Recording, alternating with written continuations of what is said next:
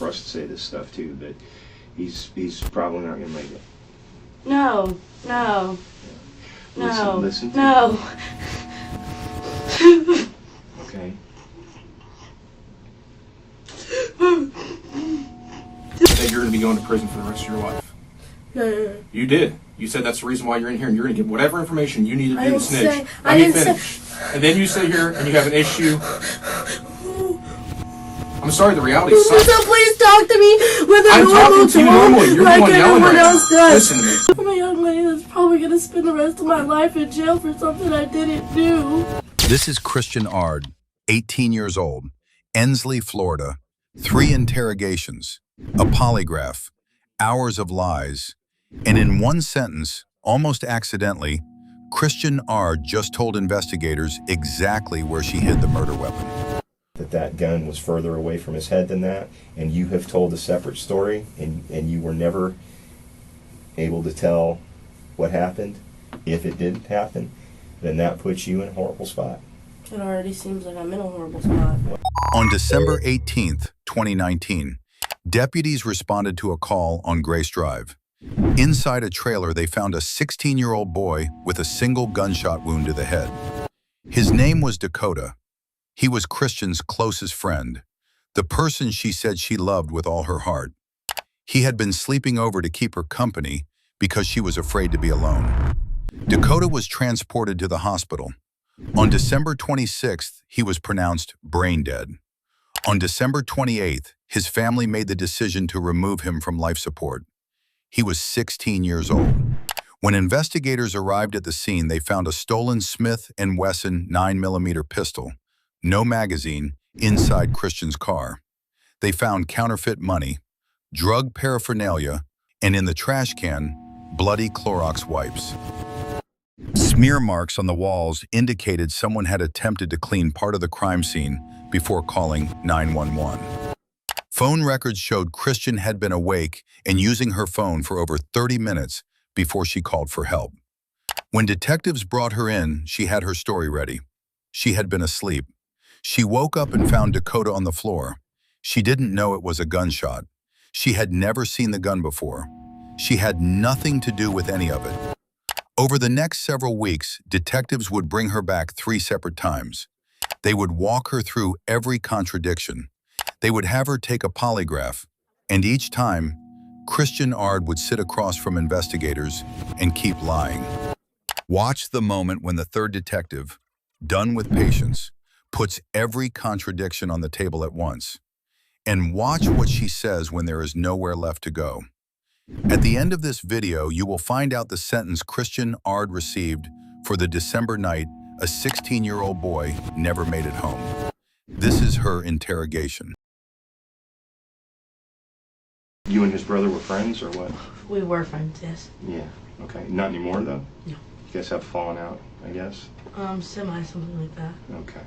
It's kind of a personal thing, then? I don't know, just...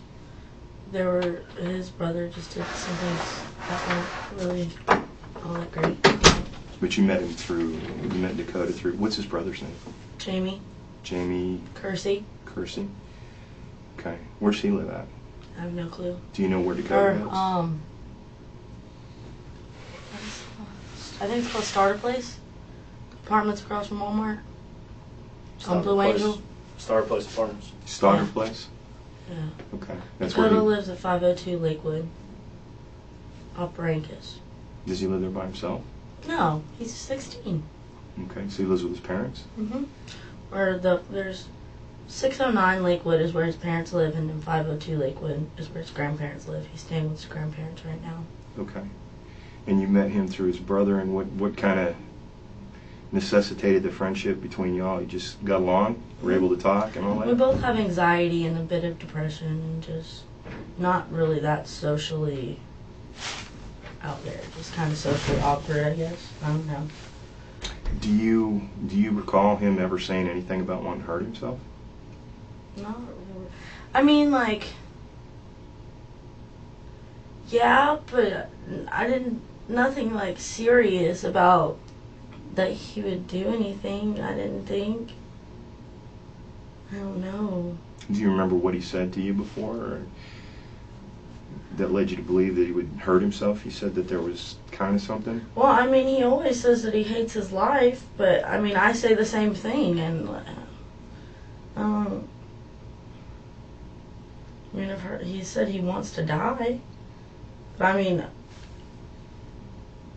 all the things that I've heard him say, I've said myself. Like, I don't think it's not anything that was like just a red flag. I don't think. You saying the thing in the last couple of days that led you to believe that he'd want to hurt himself? Not really, no. Okay. How long has he been staying there? He hasn't been staying with me. Oh. I mean, he stayed last night there, and he stayed not the night before that, but the night before that, if that makes sense. So he went back to his parents' house and then came back to stay with you again? Mm-hmm. Did his parents know where he was, or what? Yeah. They did? His grandparents should have, yeah, most definitely. Yeah. And they had no problem with him staying away from the house or anything like that? Mm-hmm. So he came over yesterday after being away for a day, is that what you're saying? Mm-hmm. Okay. About what time yesterday did he come over, do you remember? I think I got there around like 4 or 5 o'clock. You got there? To pick him up, yes. Okay. Oh, over at his house? Yes. Say again where he lives, I forgot. 502 Lakewood. Okay. So you went over to pick him up. Did he call you on the phone to come get him, or No, he texted me. texted you?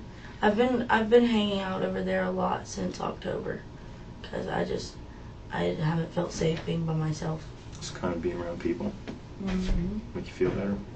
Okay. Do you remember why you came over last night? Was there any specific reason? I mean, just to come over. Just to hang out? Yeah. Okay. About what time, you said, again, did you pick him up? Like 5 o'clock. And then where'd you guys go? Did you go eat or anything, and went straight to your place? Went straight to my house, I'm pretty sure. Okay. Did we go eat? Yeah, we went to Popeyes.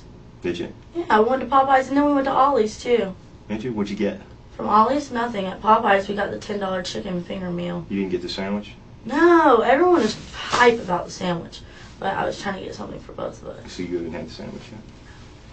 See, I was going to get some information from you on that because I haven't had it either. I'm sorry. Yeah. I don't know why I got excited, but yeah. I went to Popeyes. All right, so you went to Popeyes, and then you said you went to Ollie's, but you didn't get anything at Ollie's. No. Do you remember about what time that was?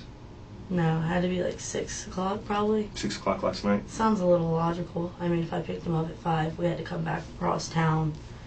Got some food. And, You yeah. driving that Mustang? Yeah. Cool. That's yours, right? It's in mine and my ex's name, Nice car. I guess. I don't know. You don't like Mustangs? I mean, I do. It was just a really good deal. Makes sense. So you went to Ollie's, and then after you got done at Ollie's, you went back to your place. Yes. And what time was that again? At like 6:15 by the time we got back to my house. At 6:15. Okay. Then what'd you do? We were just hanging out, really. Tried to get him to get the Xbox to work so we could watch a movie. We... I don't remember if he got it to work. I think we might have just turned on the satellite and watched that. Tried to clean up a little bit because it was a mess. And I don't know how, but I ended up popping the air mattress because we were supposed to lay on the air mattress and just watch TV. But I ended up, I think I changed to be comfortable because I was wearing some long pants. And then I think I just fell asleep. I fell asleep super early. Remember about what time? Dude, it had to be like 7:30. When you went to sleep? Yes. Yeah. Tired? Yeah, I didn't sleep the night before. Why? I was by myself. Scared? Noises? Just afraid that people were going to come back to attack me or hurt me or something Just like that. irrational fears, or is it somebody specific? Don't you know? I remember him, so I feel like he remembers me. He's just acting like he doesn't. Do you remember what you came up here to talk to him for? What was it for? My home invasion? I knew you. Which home invasion? Huh? Which home invasion? Home invasion? What is it? No, which one? Creekside Court, October 9th. He doesn't like me. Who doesn't I like think you? it's because I was crying then. I don't know why I cry. I'm stupid. Do you think he doesn't like you? I don't think that's true. It's okay. I don't like me either. Why? That's not why we're here. It doesn't matter. No, I just want to talk to you, that's all. All I'm trying to figure out is what happened, that's it. I know, I'm sorry. It's okay. You're allowed to be upset. There's nothing wrong with being upset, okay? Okay. But I just, the biggest thing for us is that we've got to try and figure out what the deal was, and I just want to know what happened, that's all. So when you got back to the trailer, you said you tried to get the Xbox fixed, right? Okay? And then you couldn't get that fixed. You popped the air mattress at some point. You can't remember when. And then about 7 o'clock, you said you fell asleep. Like 7:30. 7:30. Okay. 7:30, 8-ish. Okay. You guys were in bed together? I was like, so he was sitting on this end of the bed, and I was laid down, and yeah. Are you guys semi-boyfriend, girlfriend, or kind of, know. sorta? I mean, you guys. Hanging out together. Yeah, but he's 16. That was a big problem. I didn't want That's to. okay. It's not against the law. Yes, it is. No, it's not. For real? But I was afraid I was 16, going to fucking under jail for 24. talking to him when he was 16 and I'm 18. No. So like it hasn't been anything like that. Hey, But like it's not. That's not illegal. I don't know. But do either of y'all know how he is? I don't know how he is right now, Please tell me you know. Is he okay? He's at the hospital. I don't know yet, dear. but we will find out. Okay. I will find out for you. Okay. But are you guys kind of boyfriend and girlfriend? Kinda. Okay. Well, I mean, do you guys every once in a while? No. Are you intimate? No, I'm not. No. No. Okay. He's just tried to be around for my mental sanity, because I just haven't been okay. So he just kind of around to take care of you. Mm. Okay. Okay. Well, that makes sense. So you went to sleep about 7 o'clock. What happened after that? Do you know if he went to sleep too, or was he there? I don't think he did. I think I passed out, like, because of not sleeping the night before. I was just super just. Okay. When he came over to the house, I know he came over when you picked him up, right? When you picked him up, did he bring a bag of clothes with him or anything? He has his book bag for school, because I was supposed to take him to school this morning. Oh, okay. Yeah, so I don't understand how I didn't wake up until like 2 o'clock today. It doesn't make any sense. But he had his book bag with him. Yes. Okay. Okay. So about 7 o'clock you went to sleep, and you saying you didn't wake up until like 2 today. It was right before I called the ambulance. Okay. Because, like, yeah. You had what? I had woken up, and I couldn't figure out why didn't understand why he was on the floor, and I sat up, and then I just saw blood, and I started panicking, and I didn't know what the fuck to do. And I just shook him, and I just tried to Dakota, please wake up. And, like, I tried to get him to wake up, and I feel like his hands were clished like this. I tried to open his hands and, like, hold his hands and try to figure out why what was going on, and try to get him to wake up, because I heard him breathing, but he wouldn't open his eyes, and there was a really big lump right here. And I don't know, there was dry blood on his face and in his ears, and he was breathing. It sounded pretty normal, and I didn't know what to do though. I was trying to get him, he wouldn't wake up, and I felt his stomach and it was cold. Do you remember hearing a gunshot? No, and that's what I don't understand. Like, how would I not wake up from a gunshot? I feel like I would have heard that. Okay. I don't know. It doesn't make sense to me. But, like, my window was still pinned shut, because the window was broken, but it was still all pinned shut. I don't understand. Like, there's nobody that came in. I don't see how somebody could have come in, and why they went. If somebody would have came in anyways, it would have been something to do with me, not him. I don't know. Okay. Like, I'm just as confused. I don't understand. I'm trying to answer questions. I am, but I'm confused too, and I don't get this. Well, when you woke up and he was laying there, okay, and you said you saw him, how was he laying? Where was he? Because I saw he wasn't there when I got there, so can you describe to me which way he was laying, which way his head was, and where his feet were? He wasn't laying. He wasn't? When I told you, I said whenever he was sitting at this end of the bed and I was laying right here. No, when you woke up. Oh, when I woke up, I was like still laying down that way, and he was laying down on the ground. Okay. Which way was his head? Do you remember? This way, the same way that my head was right here. Say my head here, feet where he is. Okay. Same. Dakota was the same way. Okay. And then what did you do, honey? Tried to get him to wake up, and he couldn't wake him up. And then what did you do? I tried to get on my phone, and I was trying to call. I tried to call his brother at first to see what, like, try to get information or like understand what was going on, but I didn't have service. So I like started throwing my bag. Like I tried to throw everything that I had together into a bag, and I was gonna put it, like, just get in my car and go to the 6 kids up the road and get a service card, but that didn't seem logical, so I just tried to rethink my situation, and like I tried to wake him up again, and I didn't want to just waste time trying to go buy a phone service card to go get service and call his brother, so I just I used that phone to call 911, and obviously that's what I did. But That phone, you talking about his phone? no, the iPhone. The phone that you have. Okay. So you called 911 and then what? I was freaking out on the phone with them. I'm trying to figure out what to do. They had me check his heart rate twice. And then basically they just couldn't really find the address, and explained it. They got the EMS there, ambulance there, or whatever. And I don't know. The dude walked in and he said there was a gunshot wound.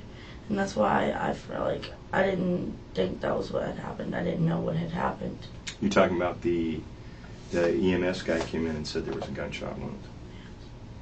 Okay. Like that's what it was, the situation. He had a gunshot wound. Okay, so until then you didn't realize it was a gunshot wound until I he didn't told know you. at all. Okay. Well, I didn't understand what the lump was on his head, but I didn't think that was a gunshot wound. I don't understand why it would swell up and be a lump. I don't know. Okay. Doesn't make Did sense. you ever come across the gun? Yes, I did, and I threw it into my purse. Pay attention to how quickly that came out. The detective didn't push for it. He didn't present evidence. He asked a simple question, and she answered it in one sentence, like she had been waiting for someone to ask. This is what investigators call a pre-rehearsed disclosure. She has already decided what she is going to admit and what she is going to withhold. The gun in the purse, she will give you that. It sounds like panic. It sounds like a scared 18-year-old who didn't want anyone to get in trouble. What she is not giving you is why she picked it up before she called for help, why she moved it to the car, why she went through his pockets, why she picked up the counterfeit money. None of that is in the sentence she just gave you. She handed you the smallest possible version of the truth, and she handed it to you first before you could find it yourself. You know this. Well, I'm asking. I don't know this. Okay, I thought you already knew. No, you never told me anything. That's where you and I are talking for the first time, Kristian. I know that. That's why I don't know any of that. That's why I'm just trying to get you to talk. Well, to me. I showed the EMS dude where it was. Okay, that was after he came in. Yes. Okay, you showed him where it was. Yes. Okay, where did you find the gun, Kristian? Well, I found it beside Dakota, but I threw it into my purse, and I was, I don't know. I didn't think it was a gunshot wound. I just thought, like, his gun was on the floor beside, I don't know. That doesn't make any sense, but, like, I'm not in a position where I can come up with anything. I'm not going to try to come up with anything to tell you. But, like, there was a gun on the floor beside him, so I threw it in my purse because I didn't want to end up calling the cops and then them coming and get, like, well, oh, why is there a gun here? I don't know. I ended up, yeah, I don't. This is something that I'm just going over some of the things you said, so I'm sure that I understand what you're saying. I know you probably don't, because I don't sound logical. I don't. Well, believe. here's what you told me, okay, and then maybe you can clear it up for me. Well, the thing that I keep getting stuck on more than anything else is picking up the gun and the money and going through his pockets and then putting all that in your purse. And The detective just identified the structural problem with everything she has told him. She said she didn't know it was a gunshot. She said she was in shock. She said she didn't know what to do. And yet, before she called 911, she found the gun, picked it up, found the money, picked that up, went through his pockets, put everything in her purse, carried the purse to her car, and then called for help. That is not the behavior of someone in shock. That is a sequence of deliberate decisions made by someone who understood exactly what had happened and was making choices about what to do next. Shock makes you freeze. Shock makes you scream. Shock does not make you methodically collect evidence and move it to your vehicle. Person putting it in your car. It doesn't make sense. You know, the rest of it, what you said. I checked his pockets to see, like, if there was anything that would give me any clues to what the fuck was going on there. And, like, literally. And you're saying that the gun didn't give you a clue? Not really, because, like, his brother kicked down my door with 4 guns. Like, what do you mean? I mean that you got somebody laying there with a wound, a very serious wound. Okay. And he's bleeding profusely. He's incoherent. You're not able to wake him up, and there's a gun next to him. He was breathing.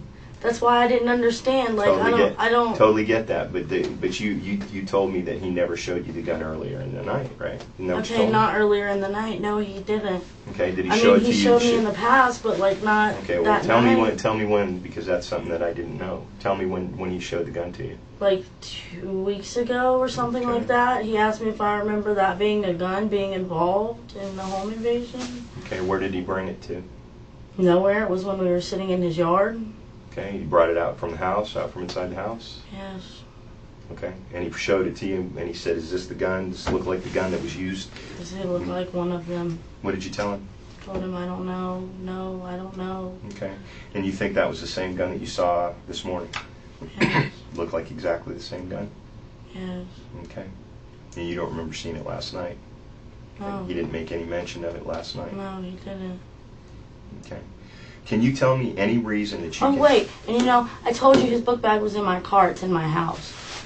Is it? Yes. Okay. Can you tell me any reason that you can think of why he would have done this? No, not really. Okay. I mean, I know he has anxiety. I know he has depression, but I don't see looking why at he would looking do at this this from my standpoint, right? Looking at it from where I'm sitting, okay? If I look at that and I go, okay, he had a gunshot wound to the head. Just hear me out. He had a gunshot wound to the head, right? He's bleeding. He's laying on the floor bleeding, right? Okay. I see money next to his head, fake money. I see a gun next to his body, okay? And I see him bleeding profusely. Try and wake him up, can't wake him up. Still, I'm not thinking that this is a gunshot. Still not thinking it's a gunshot. However, I pick the gun up, put it in my purse along with the money and whatever's in his pockets. No, nothing from his pockets. Nothing from his pockets, but I do go in his pockets. Put what I have in the gun in the purse, and then take the purse and put it in the car because I'm getting ready to leave to go to the store to get a card for my phone. Okay? Does any of that make sense to you? Sort of, but not, I mean, kind of, a little bit, but I don't know, probably not fully. But, like, what do you do in a situation like this when you've never been in and none of it makes sense? Well, you've been... Because honestly, what I thought happened is I thought somebody, like, came in. Like, I thought that, like, everything that I've been fearing, that's what you thought. I told you I was scared. That's why he was there. Thought everything I was fearing of people coming back happened. Then why'd you hide the gun? Because it's still, like, he's still not allowed to have it. I didn't want either of us to get in trouble when, like, he's already hurt. Like, I think that needed to be the aim of concern. You didn't call the police, did you? You called EMS, right? Yes. When you called EMS, what did you tell him? Did you tell him it was a gunshot wound? No, I didn't. I told him that my friend was hurt. I woke up and he won't wake up and he's bleeding. Okay, so then... Can't you get that record? No, I can't. But that's... So you told him that your friend was hurt and he was bleeding, right? You didn't ask for police. And if you didn't think this was a gunshot, then why would you think police would show up and you'd have to hide the gun? There wouldn't be any reason for you to hide the gun. Well, if they just saw it, then yeah, I think so. And I saw the money by his head, and I don't understand. This doesn't make sense. I'm trying to make it make sense as much as you are, so please help me if you do. I don't get this. But, like, see how I was trying, you say I was trying to put the gun, or, like, put the gun away so nobody would get in trouble, but I still got put in handcuffs in the back of a car, and, like, I was trying to help the situation. The only reason we do that when we transport you is because it's policy. You weren't under arrest. Okay. It feels like I am. Y'all have me in a marshmallow suit. Do you know why we have you in a marshmallow suit? No. Because you had blood on your clothes. That's all. You I had blood on my clothes. You had some blood on your hands. Yeah, and why didn't you check my hands for gun residue? Because that blood was from the inside of my body. Like I said, I was on my period. When I woke up, I did this because I didn't understand why it was wet and there was blood everywhere. That makes sense. Well, I mean, that's kind of embarrassing to tell someone. No, but you told me and it makes sense, right? Okay. But when we go through this, That's also why I put. Okay, I'm sorry to That's finish okay. this off. Go ahead. But I had on those shorts. When I woke up, I had on black Adidas pants that are in my house. Right. Okay, and you changed into shorts. Yep, because my pants were covered in blood. From you. From me, yes. Okay. Last night or today? Well, from having the same protectant shit in from 7 p.m. or 8 p.m. until this morning. Okay. Did you guys have sex last night? No, we did not. We have never had sex ever. Okay. I'm just saying. The reason I'm asking is because, you said that you were concerned that he was 16 and you were 18, so I was curious if you guys may have had sex last night. Were you drinking last night? No. Just smoking weed? How much did you smoke? Just a blunt. I don't really smoke weed, though, so... Just one blunt? Yes. Big one, little one? Fatty? Like a gram. Nothing exciting? I mean, I feel like that's a good blunt. That's the biggest blunt, you know. Well, so it puts you to sleep. Yeah. You usually sleep that long when you smoke a blunt? I usually don't smoke blunts, but I feel like I slept so long from not sleeping the night before. So you were tired? Okay. Extremely. And he gave you no indications or reasons why he would have done this, other than that he was upset because his brother thought he was a snitch? Not really, no. What did he talked about being stressed out about his exams.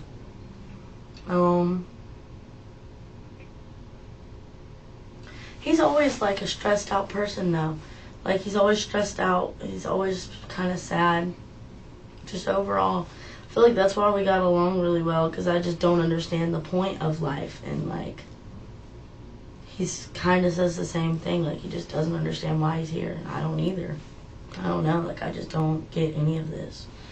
But he wasn't specifically talking about it last night. Not, no, I'm sorry. Not to hurt himself. No, not to hurt himself. Well, when the EMS guys got there, right? And when you were telling them that the gun was in the car, right? You asked them if you could get a cigarette, right? And then you tried to get back into the car, and the EMS guys didn't want you to get back into the car. Mm-hmm. But you still tried to get back in there, and you kind of wrestled with them a little bit. Yeah, because I wanted to grab my box of cigarettes that was right. There wasn't even one box. There was 2 boxes of cigarettes. Right. And you wanted to get back in there, but they didn't want you back in there. Yes. Okay. So you were trying to get to the cigarettes. Yes, very much so, because I'm stressed the motherfuck out and I need a goddamn cigarette. Sorry for that, like, extreme profanity, but all morning I was just trying to get a freaking cigarette. And I asked, like, 12 different cops, pissed them all off. They all told me, hold on, and then they walk away. Nobody would even say no. I would have rather just got told no. Sorry to be frustrating, and I know I'm annoying you too at this point, probably. You are not. You are not. So you tried to get back into the car to get the cigarettes, and you had to tussle with the EMT guy, and he wouldn't let you back in there. Basically, but I tussled with him because I said, please, will you just get me the cigarette then? He said no. I said, please just get me the cigarettes. He said no. So I tried to and get him. Because I just wanted to smoke a fucking cigarette. I thought if I grabbed him, I would have been able to smoke one. He probably would have took him back away from me. I just really want a cigarette. Bad for you. Stunt your growth. I'm already 5 foot tall. All right, so the gun was in the car inside your bag, right? Yep. Did the gun have blood on it? No, I don't think so. Did it? I'm asking you what you remember, huh? No, I don't think so. You don't think it did? No. Okay. I don't think so. Okay. Did you wrap it in anything when you put it in your purse, or did you just put it in your purse? No, I just threw it in my purse, I think. I'm pretty, damn near positive I just threw it in there. Do you need any more water? Mm-mm. Anything else? Mm-mm. A cigarette? Give me a minute. For real? Sit tight. No! You're just so this is what everyone else does. I'm not everyone else. Give me a minute, all right? Oh my goodness. This is the part I hate. God, I hate being by myself in here.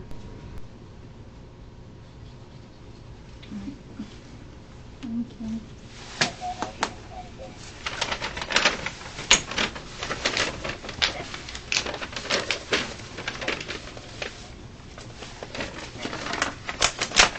What do you want to do with yourself, man?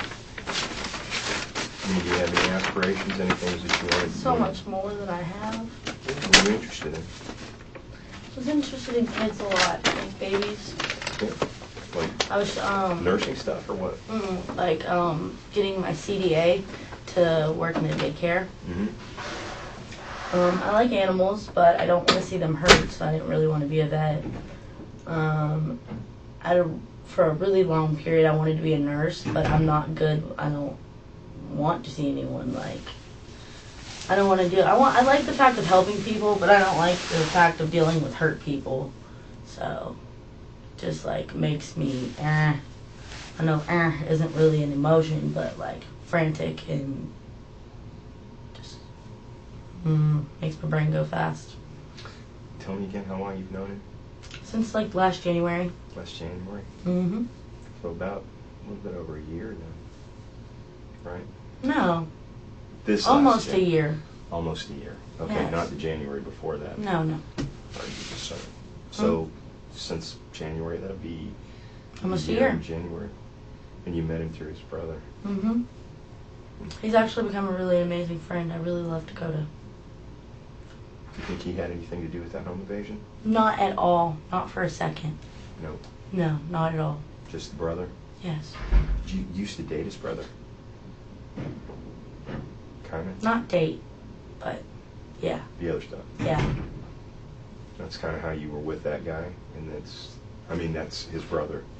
Kind of. I've known his brother for a long time. Known his brother about 5-6 years. So it was an on and off kind of thing over 5 or 6 years. That's 6 years. I feel like I think about myself being like 24, 25, like about 5 or 6 years now. Probably since I was like 12 or 13, however long that's been. Right. Yeah. But it started because I bought weed from his brother. That's how I met His brother sold you weed? Mm-hmm. How old's his brother? I don't know.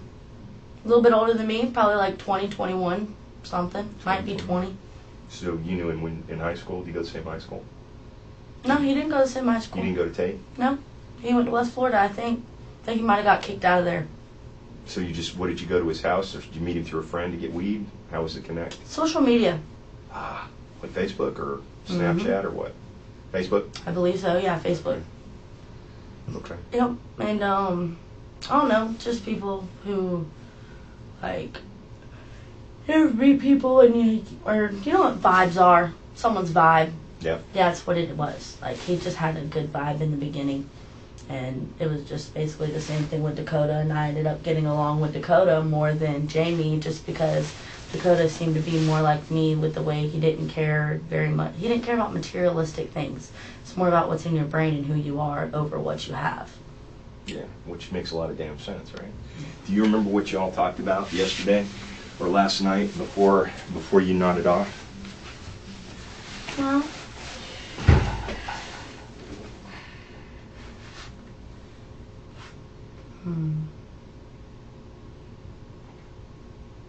I think we talked about Caleb.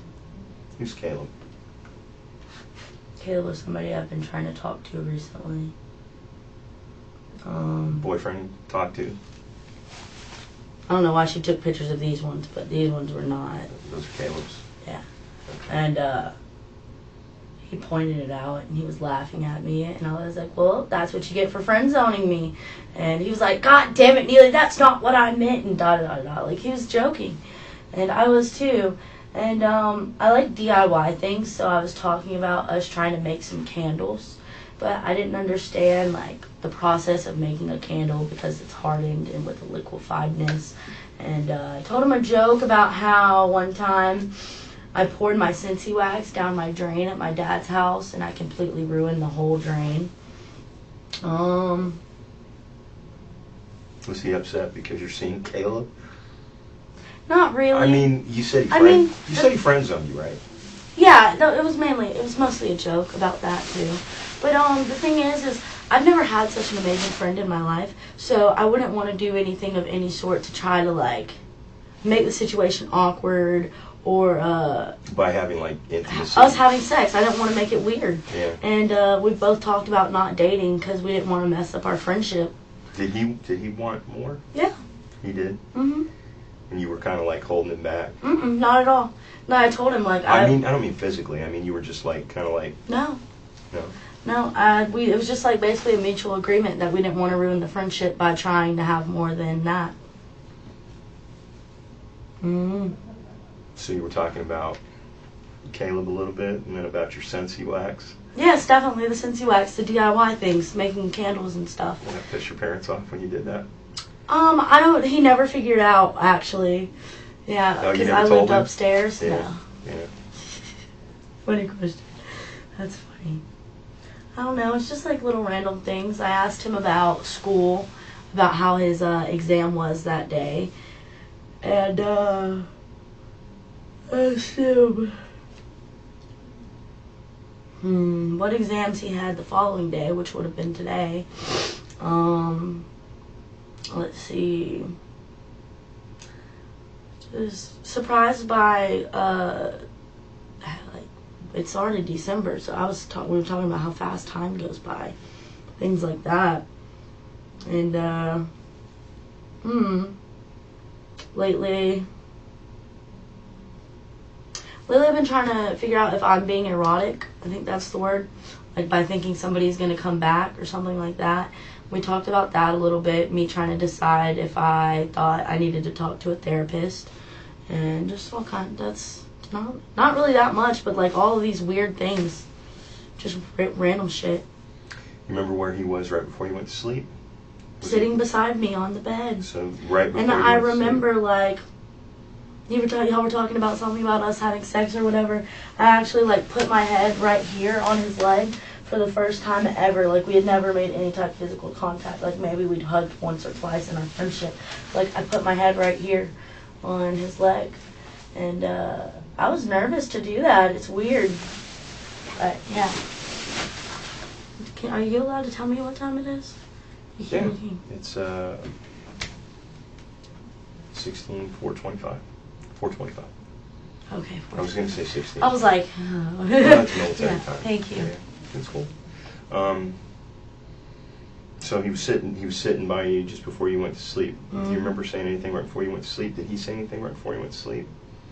Well, Did he seem really upset?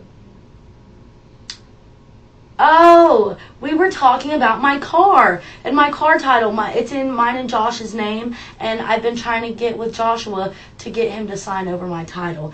And Joshua has my phone number blocked. He has my star 67 number, like, you know, star 67, and you can call somebody. It undoes the blocking. So he has me blocked through that. He has me blocked on Facebook, Instagram, Snapchat, absolutely everything. So I used Dakota's Messenger to text Joshua, and I had said, I need you to meet me at the Walmart on Navy Boulevard to sign over my title.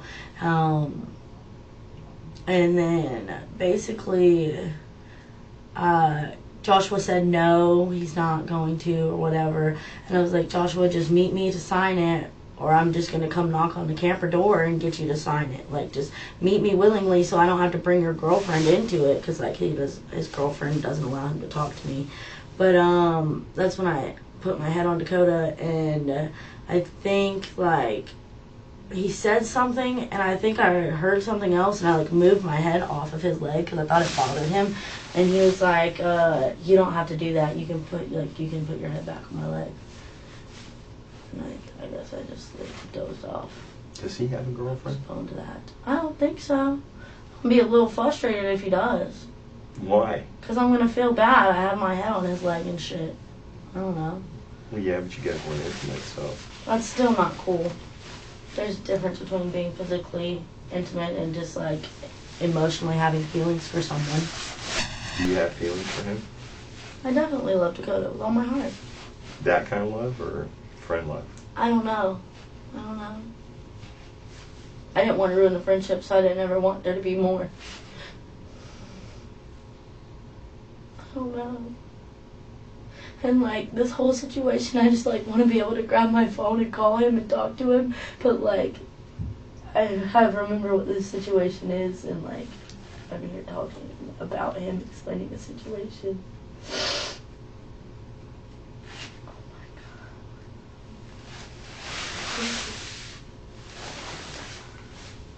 Can you call the hospital? Yeah, I'll take care of that. Especially if I end up having to go to jail for something. I just want to know that he's okay before I do, because What would you have to go to jail for? the fake money, the smoking a blunt, I don't know, anything that was, if like my house did get searched and there was anything, any drugs there or anything like that being found, just other reasons. I don't know. Why would you go for the fake money? Is that your fake money? No, but he's not awake to tell anyone it's not. For any reason, I don't know. You know where the money came from? No, I don't. All right. You went to pick him up at 7 o'clock last night. No. You just remember, no, you're completely wrong on everything. 7 o'clock the day before. No, nothing. 7 o'clock, 7:30, 8 o'clock is when I went to sleep. Okay. So what time did you pick him up at? I said, like, ooh, that doesn't make much sense.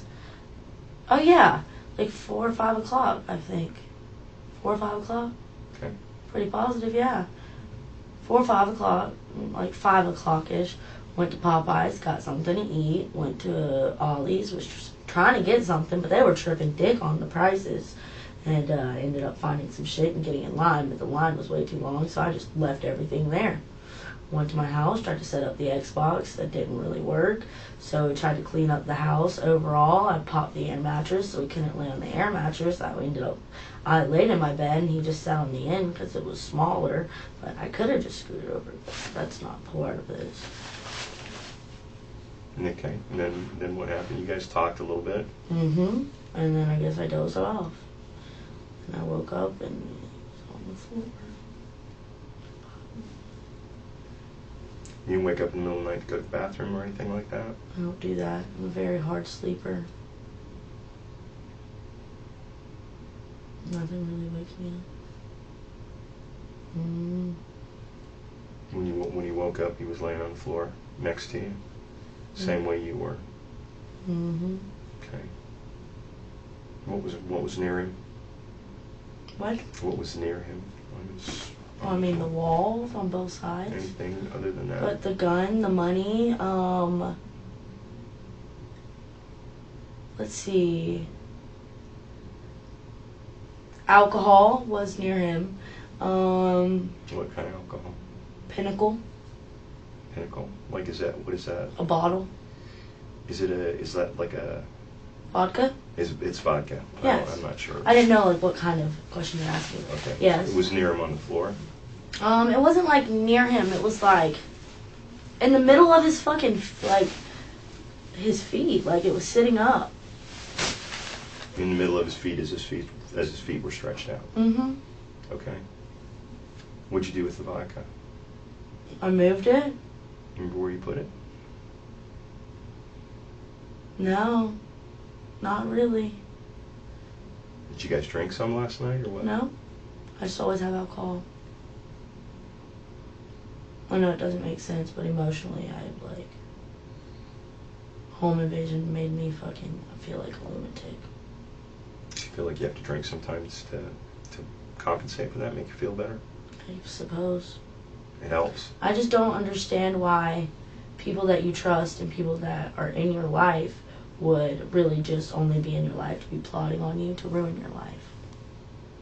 But then again, there are reasons for everything, but Do you feel like he was plotting on you in some way? not at all. Okay. I really don't.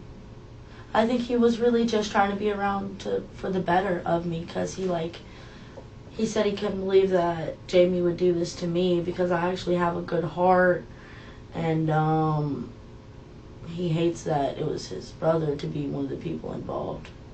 But I don't know. I don't think he would ever do anything to harm me or do anything that wasn't for the good and without good intentions. And when you're talking about plotting against you, who are you talking about?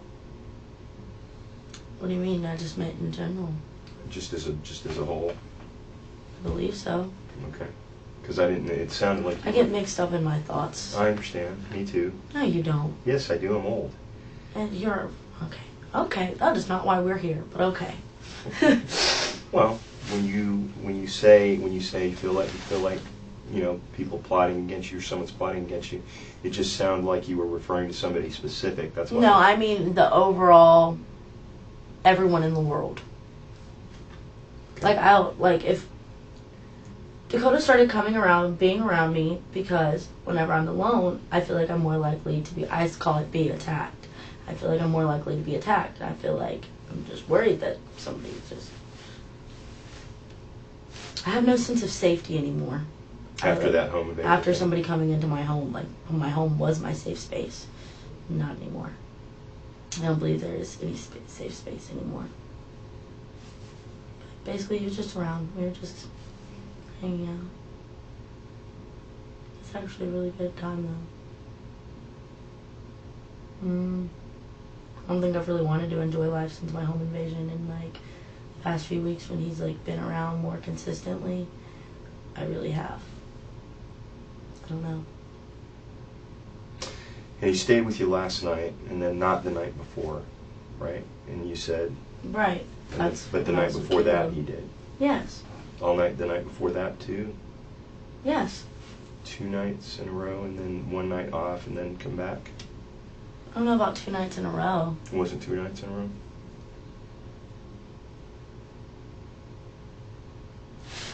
Today is Tuesday. Mm-hmm. Okay, so it would have said he would have stayed Monday night, and then Sunday night was when I hung out with Caleb, and Saturday night Dakota was at my house. You went out with Caleb Sunday. The only day I wasn't with Dakota. Okay. Did Dakota know you went out with Caleb? Mm-hmm. And he was cool with that? He said he was, yeah.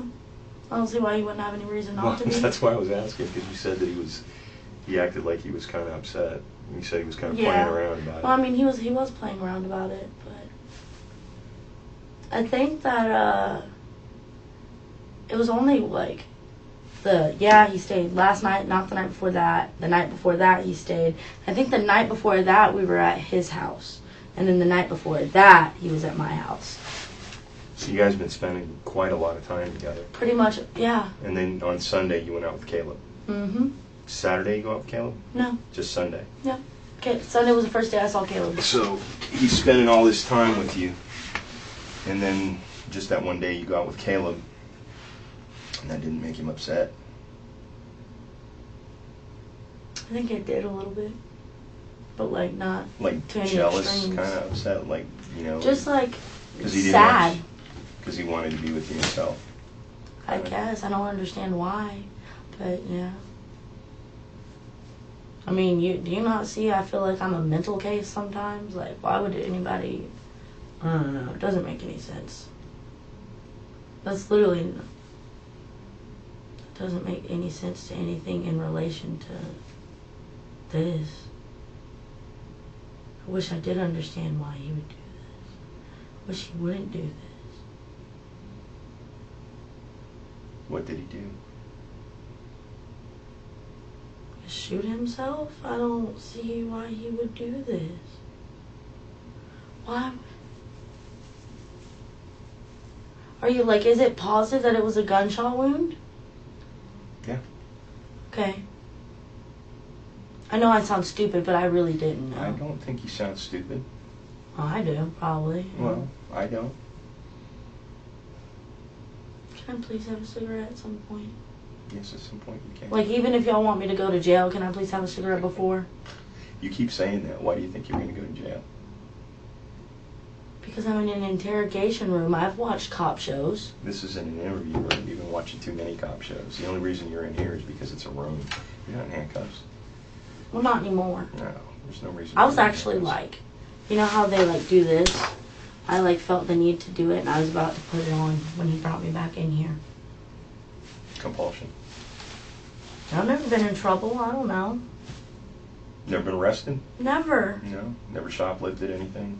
No. Okay. Maybe once or twice from Walmart. Never got caught? No. It was stupid things like a cheesesteak. Like when you were younger, or since you've been older? When I was younger. Okay. You don't do that anymore? Okay. All right. Sit tight for a minute. Need any more water? Every time I ask about a cigarette, you start leaving and telling me to sit tight. I can't give you one in here, but I'll be right back.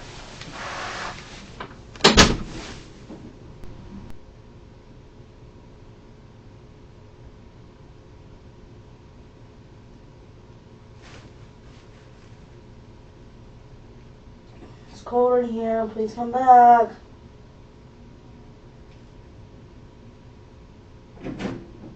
Thank you. What'd you say? I missed that. It's cold in here. Please come back. We're going to take you back to the house here shortly. Okay? Thank you. Where's your right hand for me? Swear everything you said, every bit of information you provided was true and correct to the best of your knowledge. True and correct to the best of my knowledge. So that's I a yes? swear. Yes. Okay. What is this? Huh? Okay, I have vision problems. For the first few times I glanced over there, I'm like, why the hell does he have a weed leaf on his hand? I'm sorry. That's okay. I got to give you some bad news. Okay. Okay. And I want you to understand that it's difficult for us to say this stuff too, but he's probably not going to make it. No. Listen to No. me. I have to tell you, okay? I have to tell you, okay? Right now, they're going to be, his parents are up at the hospital right now. Watch her reaction carefully. For the past hour, she has been managing this conversation, choosing her words, adjusting her story, It's okay. calculating what to admit and what to hold back. And then in one sentence, the detective tells her, Dakota is on a ventilator with no brain function.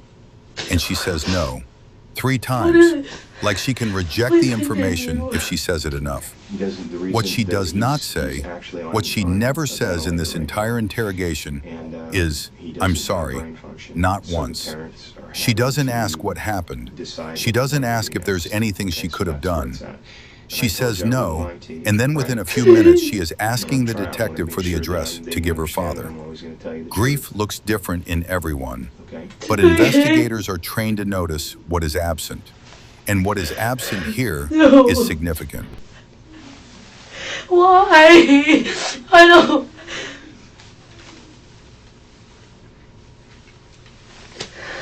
Is there anybody that I can get to talk with you that you've got that's close to you, family or anybody that can come and sit with you?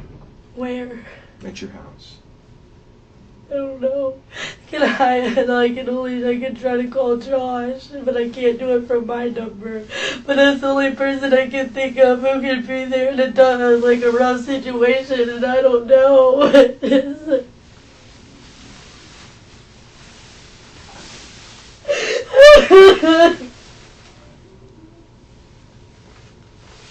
Because they turned me down. I hear myself.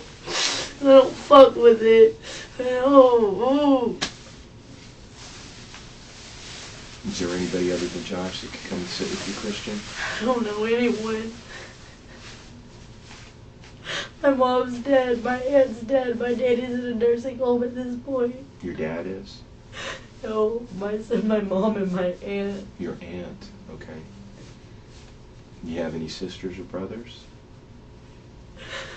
I haven't seen any one of my sisters on my mom's side since she died.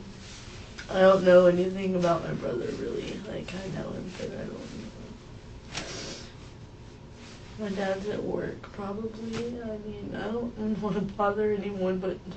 Is your dad, do you talk to your dad? Okay. Do you know your dad's phone number?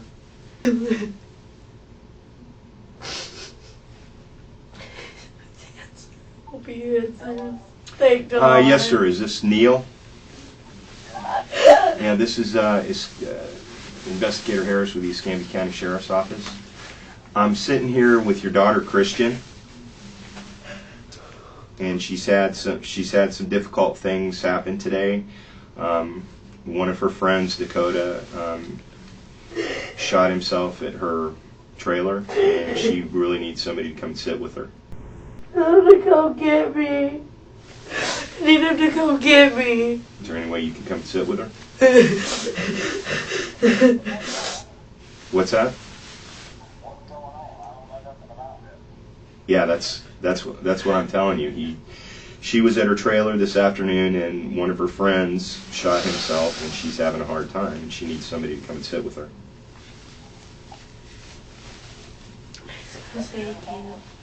Yeah, the Escambia County Sheriff's Office, sir.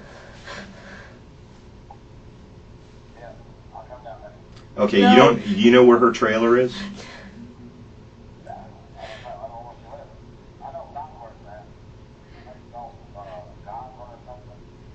No, it's Grace Road off Guidey Lane. It's off Guidey Lane, actually. Where's a good 97. Where's a good place for him to meet you? What do you mean? Well, I mean, if he Tell him it's the house. It's the road right No, before it's not. Alyssa's old There you house. go. You tell him. It's the road before Alyssa's old house. It's Grace Road off Guidey Lane. Right where Alyssa used to live on the right. Yes, and I'm gonna, yes, I guess, yeah. I don't have my phone. They brought me in a cop car here. They brought me here in a cop car. I don't have my car. I don't have my phone. I have to go though.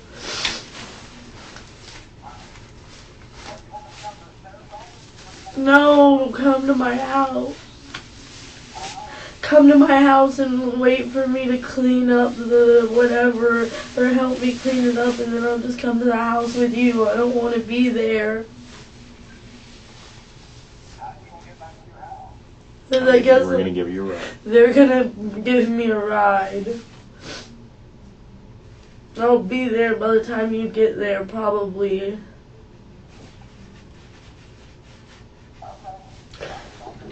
I love you. I gotta go.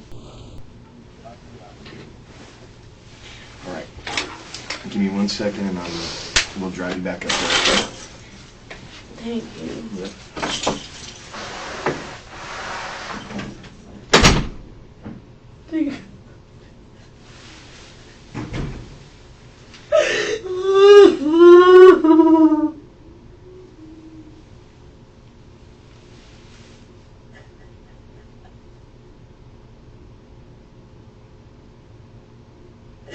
No, Dakota, if I can love him, dude, why?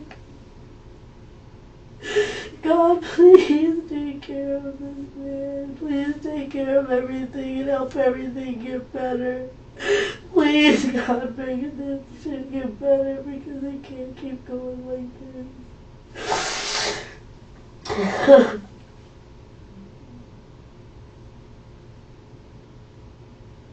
This is where the first interrogation ends. Dakota is dead. In the week between these two sessions, investigators had confirmed several things. The gun belonged to Kristian, purchased illegally through a contact at a Walmart parking lot.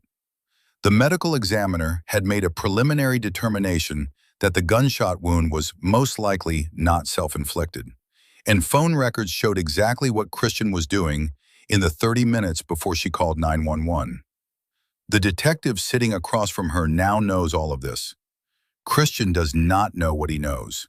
This is the most dangerous moment for any suspect, walking into a second interrogation without knowing how much the other side has learned while you were gone.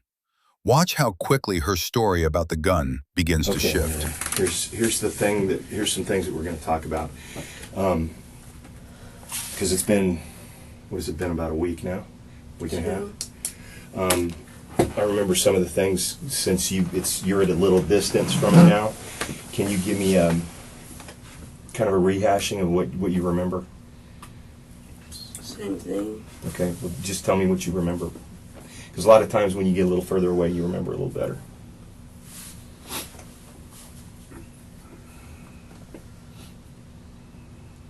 Not really. I've just tried to block it out because it hurts, but I don't know. I tried to pick Dakota up. We went to Popeyes, we went to Ollie's, we went back to my house. We tried to clean my house, we popped the air mattress, we were chilling on the bed. I had asked him to message Josh so I could... I needed something from Josh. I needed him to sign the title of my car. And I went to sleep, and basically, like, when I woke up, Dakota was laying on the ground, and I tried to wake him up because I thought he got his ass beat. And it was by Billy, and that's not what it was. Did Billy come over Not when you at guys all. were? Not at all? Okay. So you two were the only two in there? Yeah, and I just, I don't get it. Okay, and then what happened? Just woke up with him like that? You said Yeah. you went to sleep at what time was it? Do you remember? No, I don't even remember anymore. Okay. Because you said, I think you told me before it was like 7 o'clock at night, around there. And then you woke up the next day about what time, huh? Can't remember? I don't know. Right before I called. Right before you called me? Okay. Or before you called the EMS? Okay. What happened after you called EMS? I stayed on the phone until they showed up. Who did you call? How'd you call EMS? On my phone. On your phone? Okay. I don't have service. I just called 911. Okay, so you just called 911. Okay. And then while you're waiting for EMS, what are you doing? Just trying to give him aid, or what were you doing? Yeah, they told me to do something. I don't know. I don't remember exactly how it was said, but it was to check his breathing. Okay. And He then, did it twice. okay, and then what else? That was it. They got there within like 2-3 minutes of being on the phone. Okay. And what did you tell me about the gun? Do you remember? What about it? I mean, you said, do you remember what you told me about picking it up? That I moved it? Mm-hmm. Sure, yeah. Okay, and what did you do with it? Threw it in a bag. And then what did you do with the bag? Threw the bag in my car. Okay. And while this is while you're waiting for EMS to get there? I don't remember. You don't remember? Okay. All right. So here's what I want to do. All right. Before we go any further, you and I talked before, right? And I told you how important it was that you're honest, right? Because honesty is what's going to make the difference, right? For me, for you, for everybody, right? Yeah. So here's the thing, okay? I'm gonna talk to you about some things that I know that you weren't quite honest with me about. Okay? And I'm gonna give you an opportunity to clear things up a little bit. And then I'm gonna tell you some things that I've learned. Dakota passed on Christmas Day. Okay? They declared him gone on Christmas Day. And then they harvested his organs very shortly after that. Okay? Now, I have been to the autopsy and spoken to the medical examiner, okay? And the way it stands right now, just so you're aware of it, okay? The way that the medical examiner has determined preliminarily, in other words, just a preliminary determination, was that this was most likely not self-inflicted, okay? So they're saying that the way that the wound was, and the distance from where the gunshot was taken to the wound, it would make it near impossible for it to be self-inflicted. Okay, now that's the one thing. Now the other thing is that you were telling me that Dakota brought that gun over to you. Remember? Remember when you told me that? You said Yeah. that Dakota brought the gun over. Okay, and that part I know is not true. Okay, I didn't know that then, but I do know now that that's not true. I know that gun was yours. Okay, I know this. And I know this from a lot of different sources, not just one place. Okay, and I understand that you got robbed. All right, and from what I understand and what I have spoken to several people about, is the reason that you got that gun was because you were scared. And I got that. Totally get it. Makes a lot of sense to me, What does it not? doesn't make a lot of sense to me is the fact that you're saying that Dakota it wasn't self-inflicted. Because it makes it seem that's like not me. I'm just gonna. No, that's not me. What I'm saying is I'm telling you what I was told. Okay? So that's where I'm at with that part of it. I just want you to know what I know. Okay? So now, like I said about the gun, I already know that gun was purchased from a black market source. Okay? And I know this because I've spoken to people about this. Okay? So that was one thing that you were dishonest with me about. Okay? So I'm giving you the opportunity to clear it up. Now, if you bought that because you were afraid, then that's what you tell me, if that's what you want to say. Okay? But the gun in itself, okay, you know, that I'm not sure why you felt the need not to tell me the truth about that. You know? How?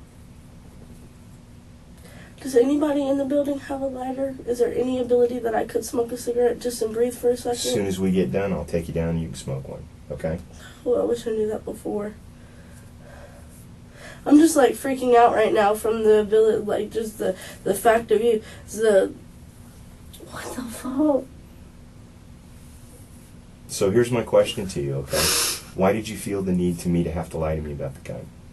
Because what you told me was that the gun was Dakota's, and I know it wasn't, okay? So why did you have to lie to me about the gun? Why did you feel the need to do that? Because I feel like the tendency of the law enforcement system, people end up sometimes getting a shitty hand, and I felt like I was going to get a hand of end up like getting charged for somehow killing, I guess at this point, killing Dakota or shooting Dakota or doing something to Dakota. And that's exactly what it sounds like now. It doesn't sound like anything. All we're doing is talking, correct? Okay? That's all we're doing. We're just talking, okay? So when we talk about that gun, okay, do you remember who you purchased it from? I'll make it easier for you. How much was it? Do you remember how much you paid for it?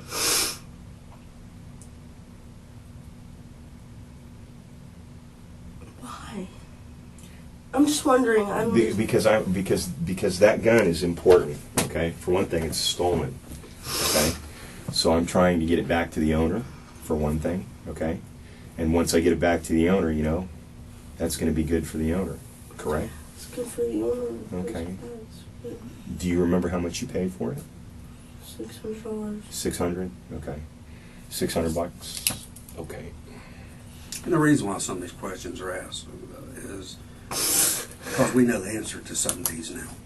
And it's seeing if you're going to be honest about it, because he's not coming back, you know. So we have to work this and do what we have to do, because I can tell it's eating you alive. So now's the time to be honest with the questions that he asks you.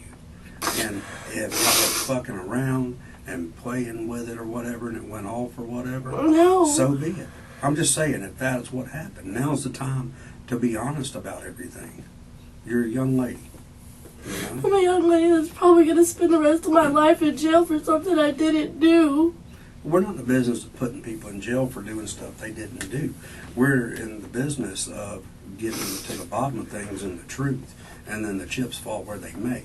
But things that when you start off with a lie, you have to tell another lie to cover that up, and it just snowballs and snowballs. The truth never changes. And see, that's when we talked at the very beginning of this, and I was, you know, we established some sort of rapport. I was very honest with you, was I not? And I was very scared of you. Right, but do you remember at the end of it? You weren't at the end, right? And what did I tell you? You asked me at the very beginning of it. You said, "Am I going to jail today?" And I said, "No." And you went home. I was very honest with you. So, you know, I expected you to be honest with me at that point. So it kind of concerns me that you weren't, okay? I'm sorry, and I was scared just like I feel like I am right now. Well, I understand that part. But the truth doesn't change. No. You know what I'm saying? You know, and for the sake of everybody concerned in this thing, everybody, us, you, Dakota's family, everybody, what we're trying to find out is we want the whole story, okay?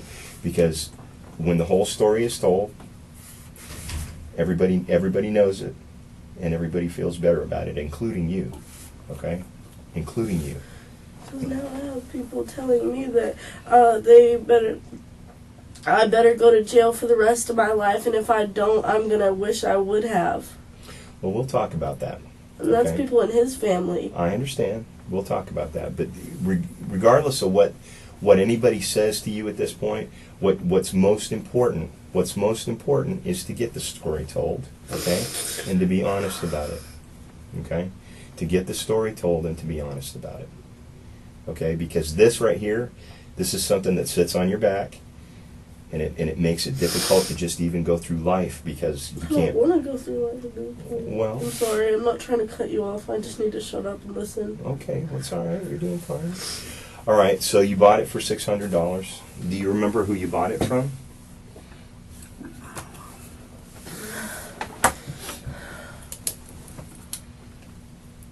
Some black dude with I don't know this kid's name. I don't. You can't remember. Did he come to your trailer, or did you go to get it from him, or Walmart. what? You met him at Walmart.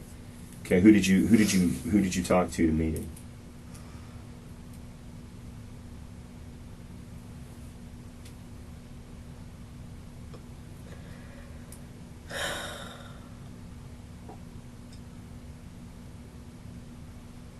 Why do y'all have to use names when you get told things?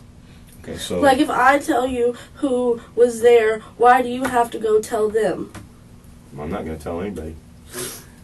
It's not telling anybody anything, but if we can't put a name of where, I mean, that's what people think when we come in here, that we're going to go out and anything we learn, we're going to say, you said, she told us this, and she said you, and she said that. This is a whole big investigation, and there's been numerous people talking everywhere. So we don't, why would we burn up? We would never be successful at our job if we did that. These people, I don't. Will Johnson. Will Johnson? That's who got you to the black guy? Yeah. Okay, how do you know Will? You guys friends? I'm supposed to be friends with Sydney. How old is he?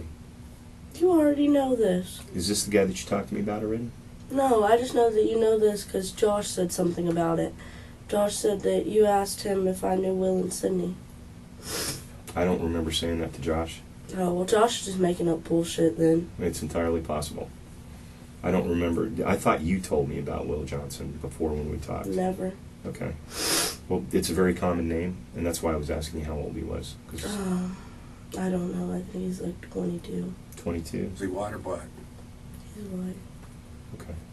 You remember what day you bought it? Not at all. Okay. It's been a while. It has? Okay. So, when you told me that you picked the gun up, right, and you put it in your purse or the bag, right? Did you put anything else in the bag? Money. Money, the counterfeit money? Yeah. Where was that from? The ground. Ground near Dakota? It was just on the ground. Mm-hmm. You have no idea where that came from, huh? Be straight now. Because this is part of the being honest part, okay? Be straight. Somebody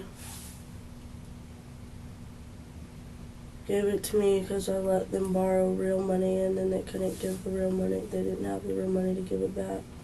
Do you remember who gave it to you? Kyle. Kyle. What's his last name? That one I don't know. Okay, just Kyle. It's a white male. Yeah. How old is he? Like 25. 25.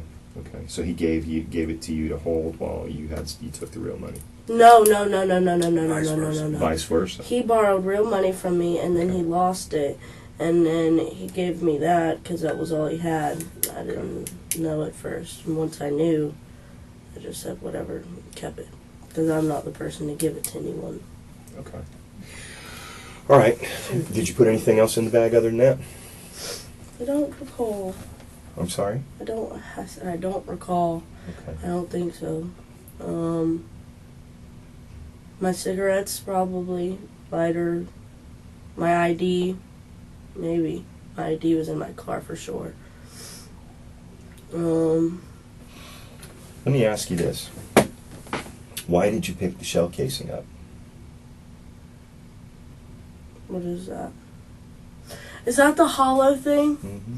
That's in my trunk. I didn't know what that was at first. No, and the like, bullet that you put at the bottom, the shell casing that you put at the bottom of the cigarette case on.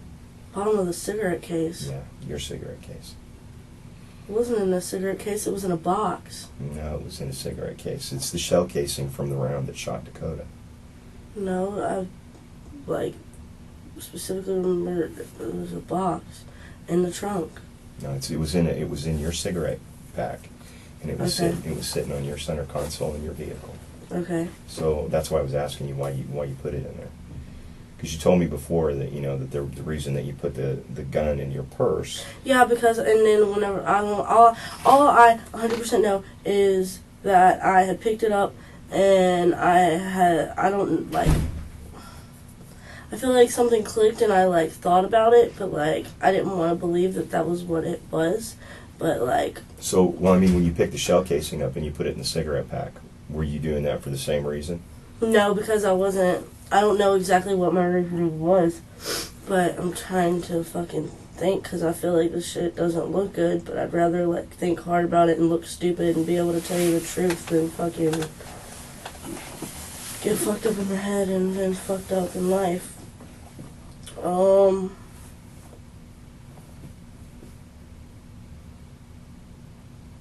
No, I'm pretty sure I picked it up and I was like, no, it's not possible.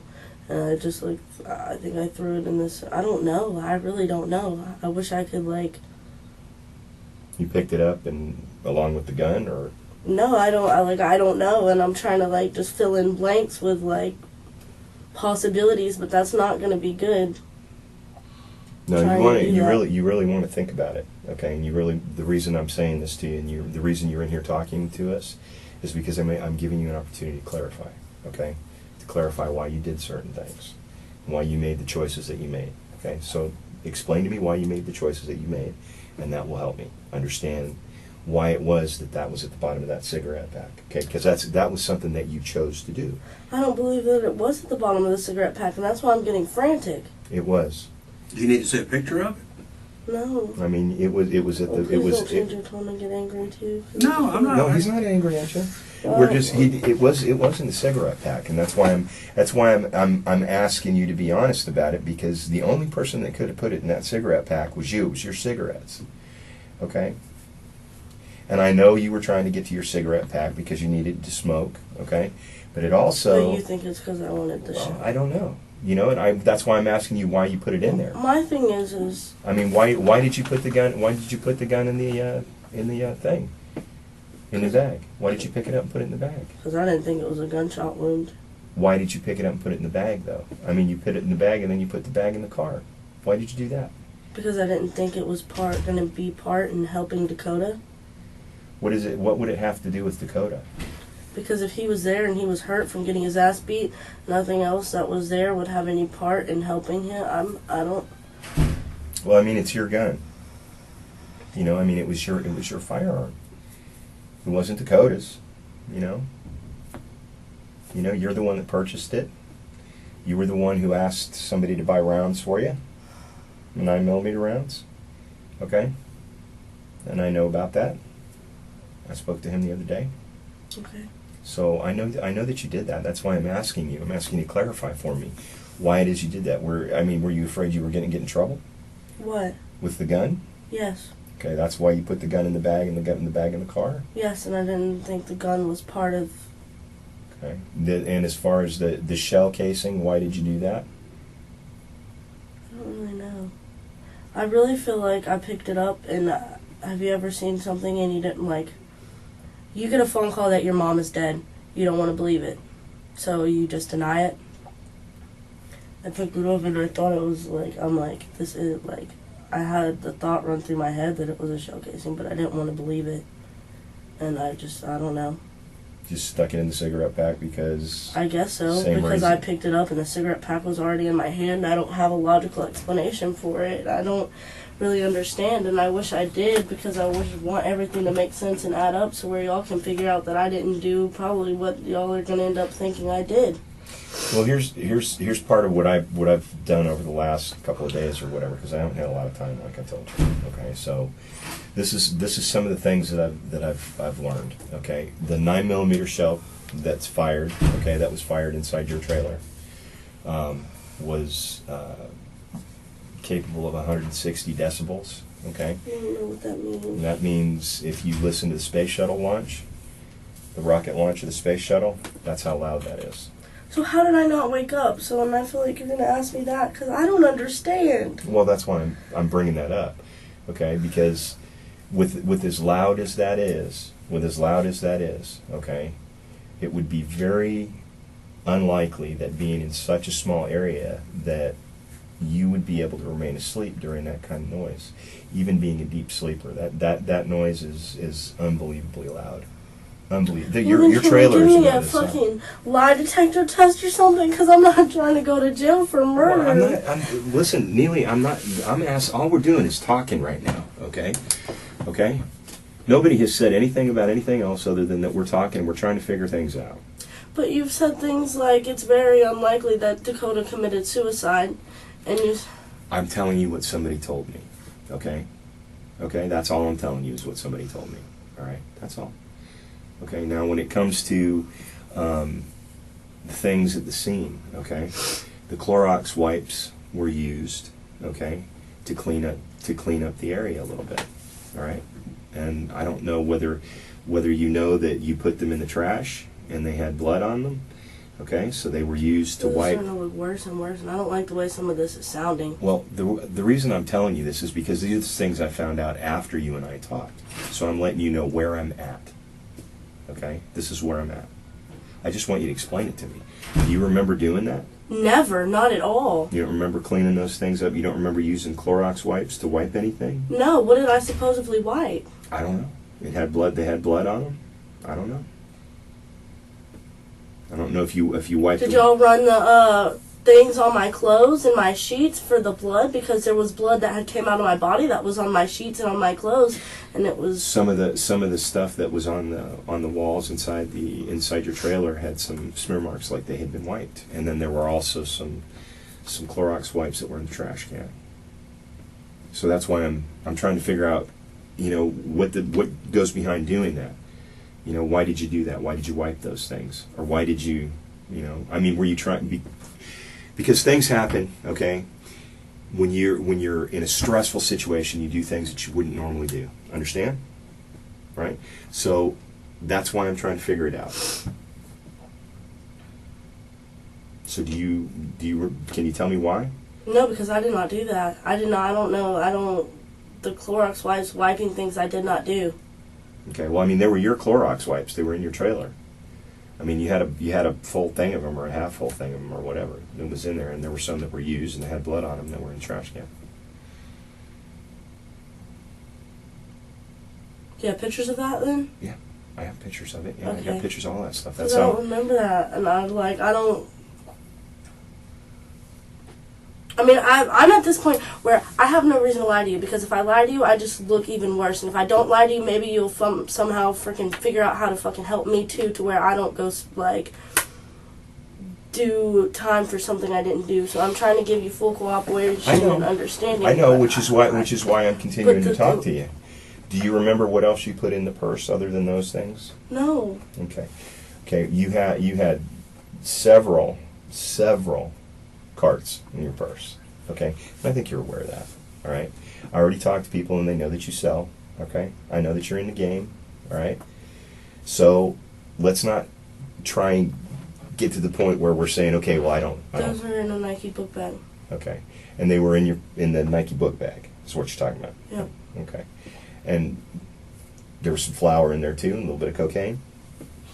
Don't think cocaine, but A little tiny bit. okay. See, I can see the smile. There's a little bit of a smirk No, there. no smile. Okay. How long have you been selling? The reason I'm asking this is because it may have something to do with what happened to Dakota. Okay? So I'm asking. How long have you been selling? See, How long have you been selling? For a long time or just for... no, Josh. Something that started with Josh. You started selling when you were with Josh? Yeah. Okay. It How was often? him, not me. How much do you sell? Nothing now. I know now, but what do you normally sell? Just carts? A little bit of flour? Okay. Not really carts anymore. You remember who you got the coke from? Because I know that looks to me like it's personal use. I don't think you were selling coke. The same guy you got the carts from, or what? No. Different guy? Yeah. Okay. So how long do you think you've been selling since you were with Josh? So how long is that? A couple years? No, like a year maybe. Like a year. You making any money off of it? Do you have somebody that would be upset with you, that would be angry with you, and have any reason to want to hurt you? I don't know. No, you don't know, or none that you can think of, or what? That would hurt me? Yeah. I don't know. No. Not really. No. Okay. All right. So when we talked about it before, so I think I've got some clarity. When we talked about it before, you told me that the reason that you picked the gun up was because it was Dakota's gun. Okay. So we've cleared that up. All right. Because you've told me that this was yours. Okay. And we talked about some of the things that were in your purse. We cleared that up a little bit. Okay. So here's my question to you. Okay. And this part's really important, Neil. Okay. All right. Now you just hear me out. Let me finish what I'm saying before you say anything. Okay. If there was something that happened, just listen. Okay. If there was something that happened, and there was something that's accidental that happened, okay, that is where we want to be. If that is what happened, okay. If there are two people, if he and I are in the same room together, and I'm dicking around with something, and I'm like, blah blah blah, and something happens, and the gun goes off, right, and he gets hurt, or he gets hit, if he gets killed. Are you looking at me like I murdered him? Do I look like I murdered him? Or do I look like that was an accident? I don't know. You tell me. If you see that, and I was like, oh shit. Oh fuck. Well, I mean, even if it was an accident or not, you still did it. Well, yeah. But that's the thing, is that you did still do it. Yeah, absolutely.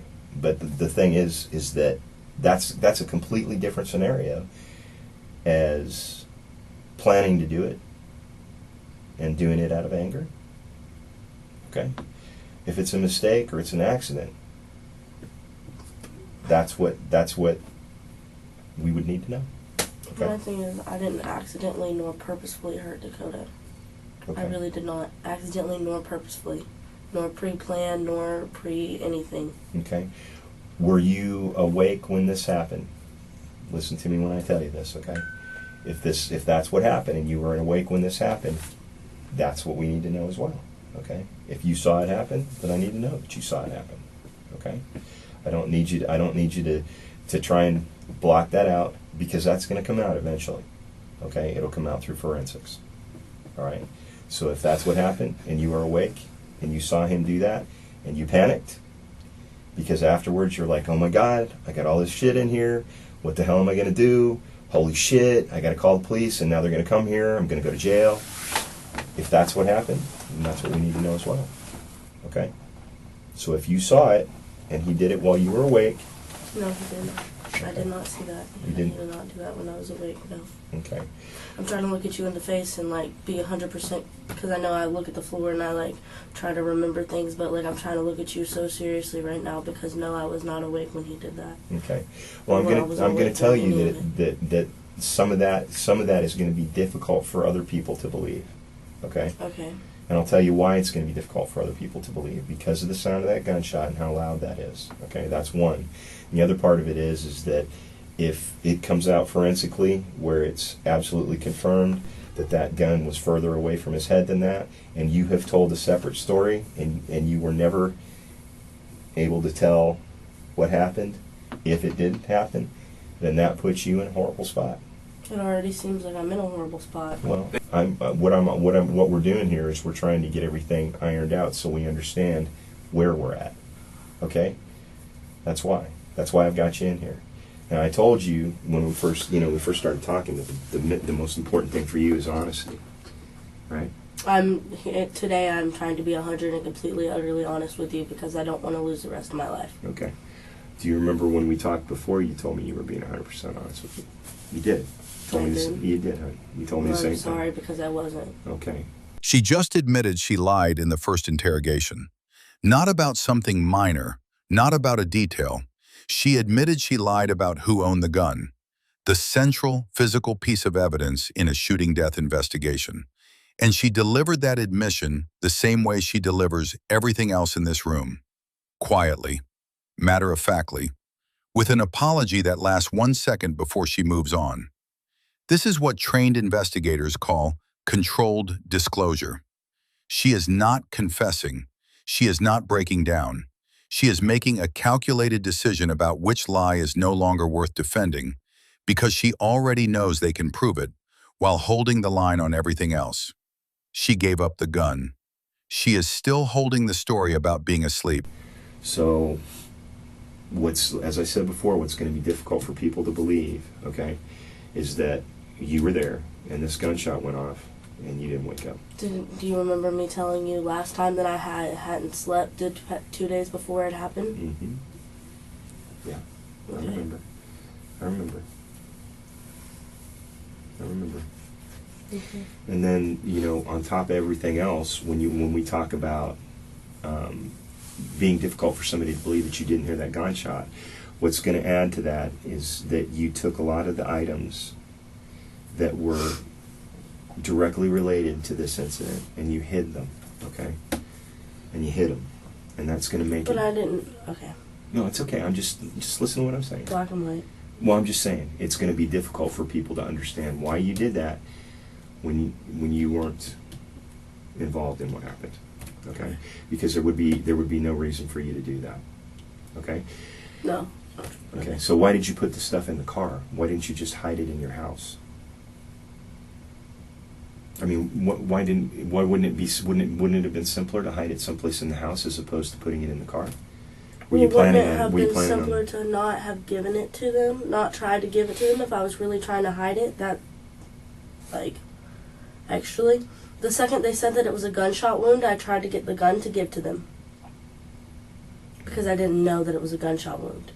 Well, let me ask you this, and I know you're not a police officer trained in firearms, but obviously you know what a gun is. Obviously you know it takes a bullet, and you have to put it in a magazine for it to shoot on the type of gun, correct? You follow me on that? Magazine. The clip.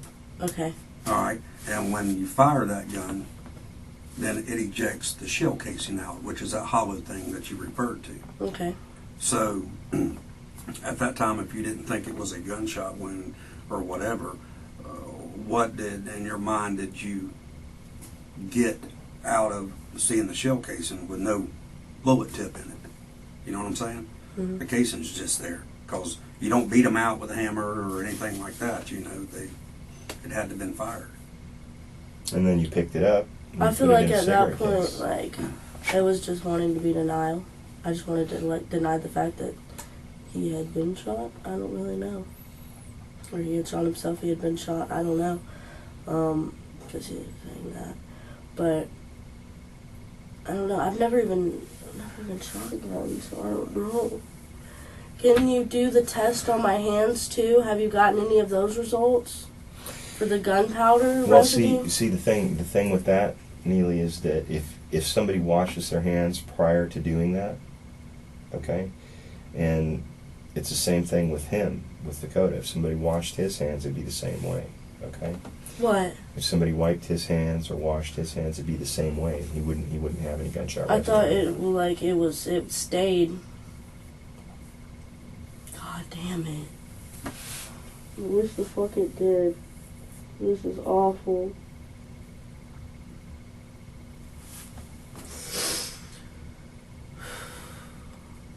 So when you woke up and you saw him laying on the floor and the gun was on the floor, and you said that you had that counterfeit money as well, okay? You picked all that stuff up and you put it in your bag, right? You put the bag in the car, right? And then at that point, that's when you called EMS, correct?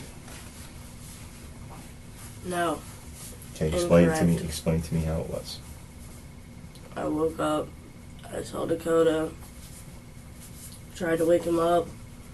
I couldn't. I heard him breathing, so I called EMS, and like, I guess while I was on the phone with him, I threw everything together and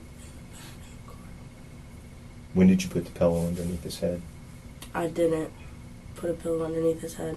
Okay, well, there's a pillow that's got a lot of blood on it. Okay. Okay, so He put that underneath his own head, I suppose, because I didn't put a pillow under his head. that would have been impossible, hon. He couldn't have done that after he'd been shot. Well, couldn't he have done it before he had shot himself? Nope, not based on where it was. Not based on what we know about the trajectory of the round and what position he was in when he did it. If he did it. This shit just keeps getting like more and more like. Do you ever feel like you're being accused of something and you know you didn't do it, but the more and more that's getting added, it seems more and more like everyone thinks you did it? You know, Neely, I'm not accusing you of anything. What I'm trying to do. I know. I just Listen, all I'm trying to do is I'm just trying to get the story, okay? Because the story that you gave me and the story the way things are right now does not make sense, okay? That's the thing. It doesn't make sense. From the very beginning, hon, when you and I first talked, the story did not make sense, okay? It didn't. None of it did. Can we give me a lie detector test or do anything of any sort to prove to you that I didn't do? I mean, you know, that could be absolutely arranged. You know, if that's what you want to do. If I don't you know want what to, I want to do. I'm just. I mean, if you want to take a polygraph test, you know, that can absolutely be arranged. Okay. But you know, the end analysis is what? What we're trying to get at is the truth. Period. All of us. Okay. The truth. Okay. That's what this whole thing is about. Is the truth. Mm-hmm.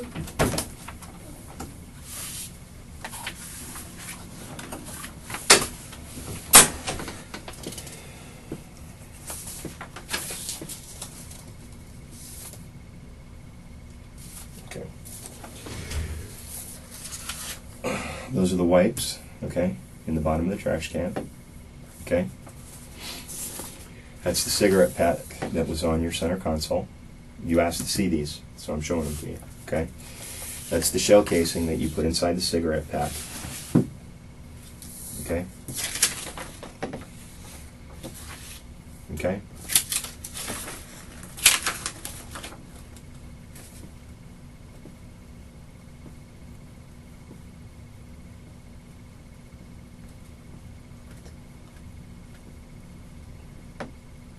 Have you tested the? Okay, and this is all the items that we found in that little pouch that you were talking about. Okay, That's the jewel. No, that's cocaine. Okay, flower, marijuana, and those are all your cards that you have already admitted to selling. Okay, the whole thing of it, Neely, is that you know where we stand now is.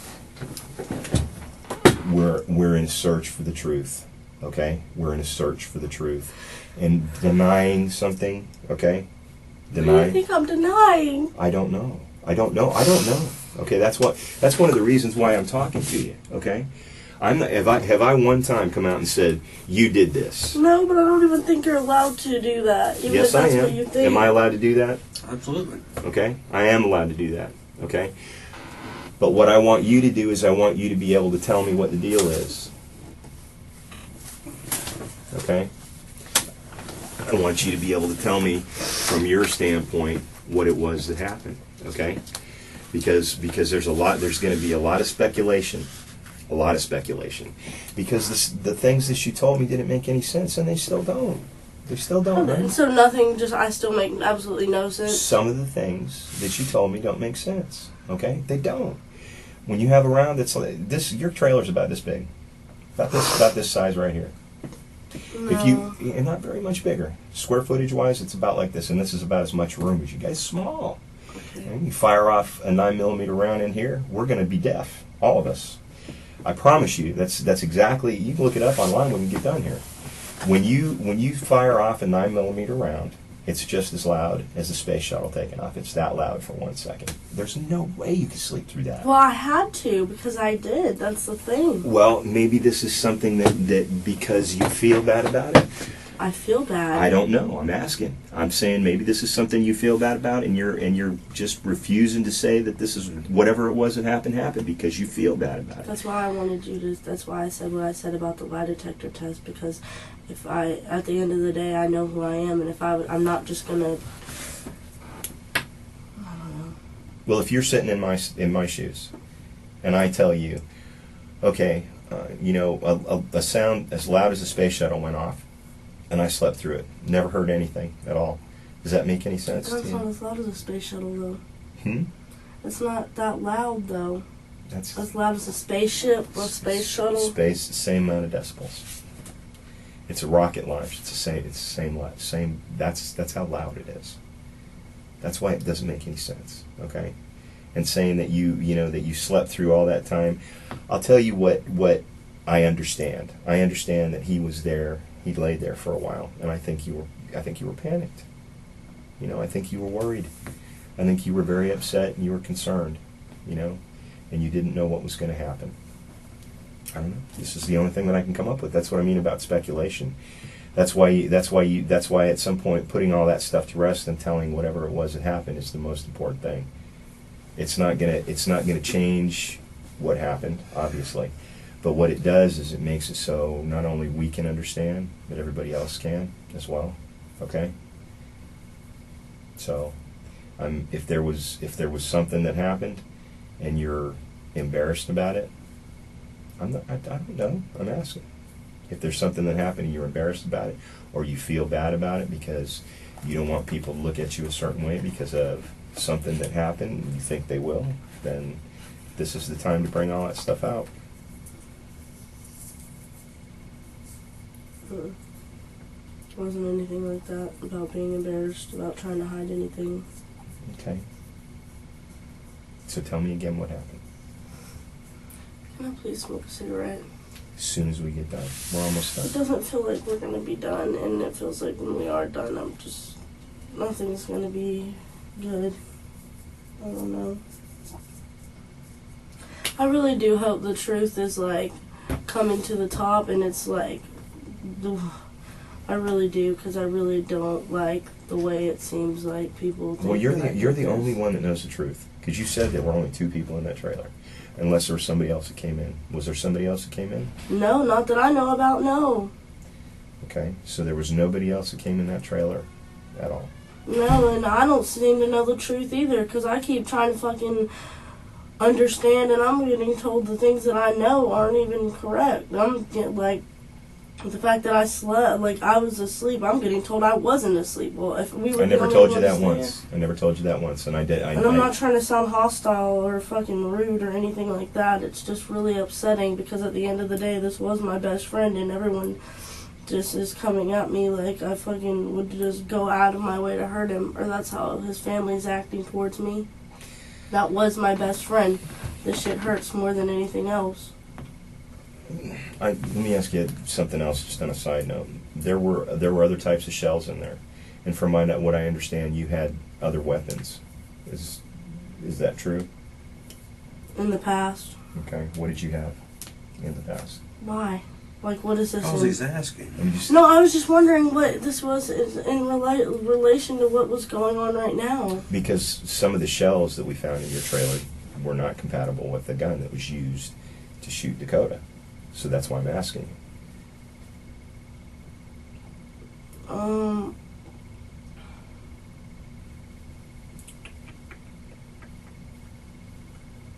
I mean, it wasn't mine, but at one point, I went with somebody to get bullets for Drago, and then, so I really... Okay, did you have that in your trailer at one point? No. Okay. I had the box with bullets in my trailer, but never... You just kept the shells and that's it? No. What are shells? Is that like rounds. After it had been shot? Live rounds. Before? You kept the live rounds in your trailer? I might have gotten rid of them. I don't remember. Okay.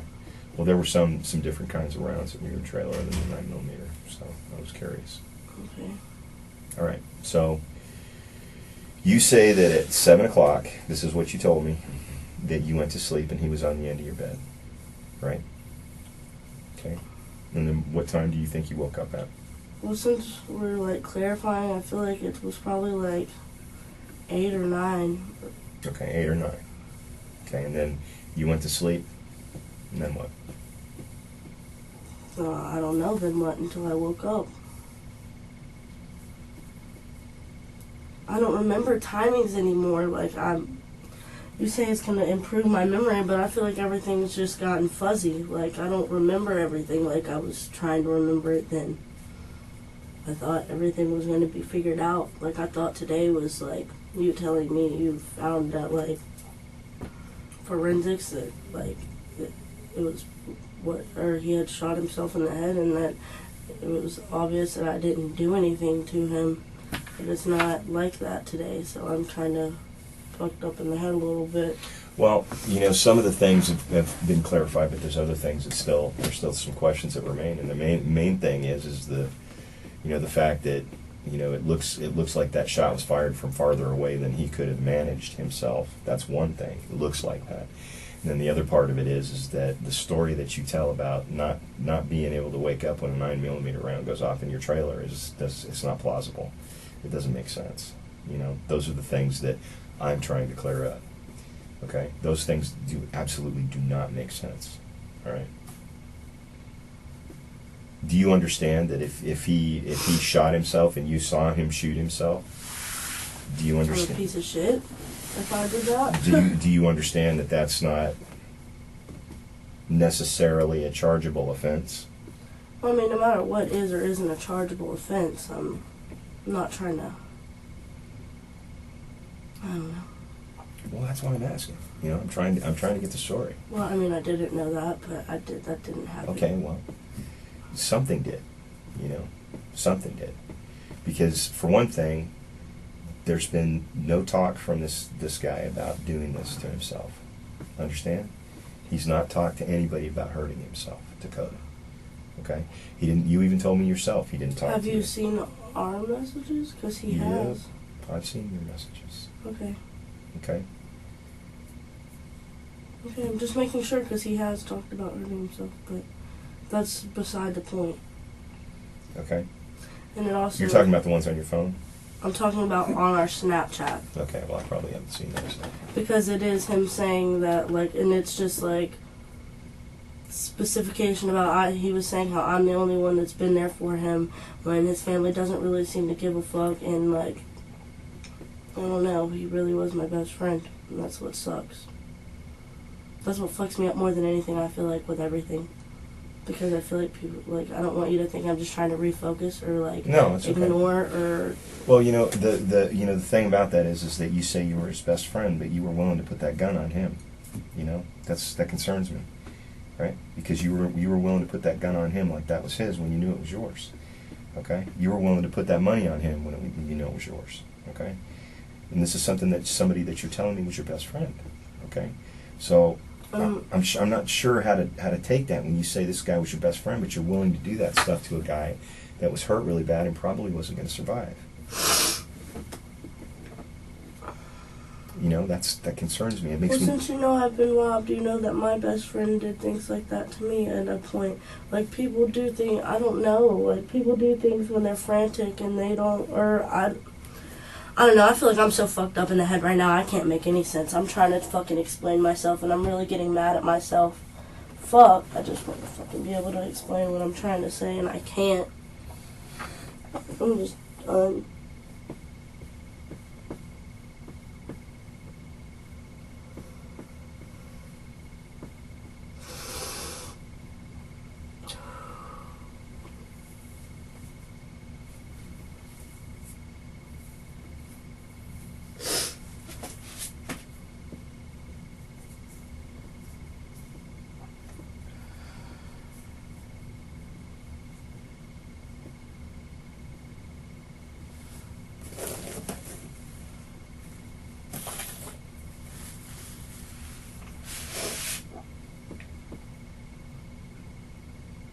Well, while you're thinking, let's go back to the black guy with dreads. You never You didn't know his name?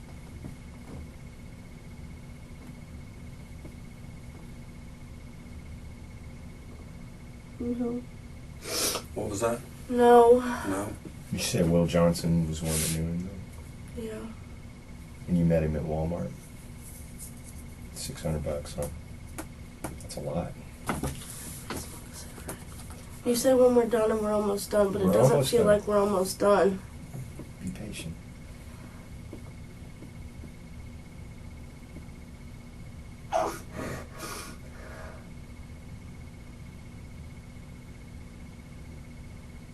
Help me understand why this happened.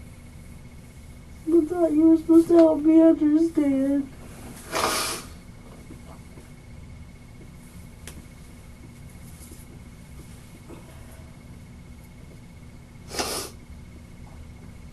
I just feel like y'all want me to say that, like I purposely did something to someone and then I didn't, so I'm not gonna say that. I don't want you to...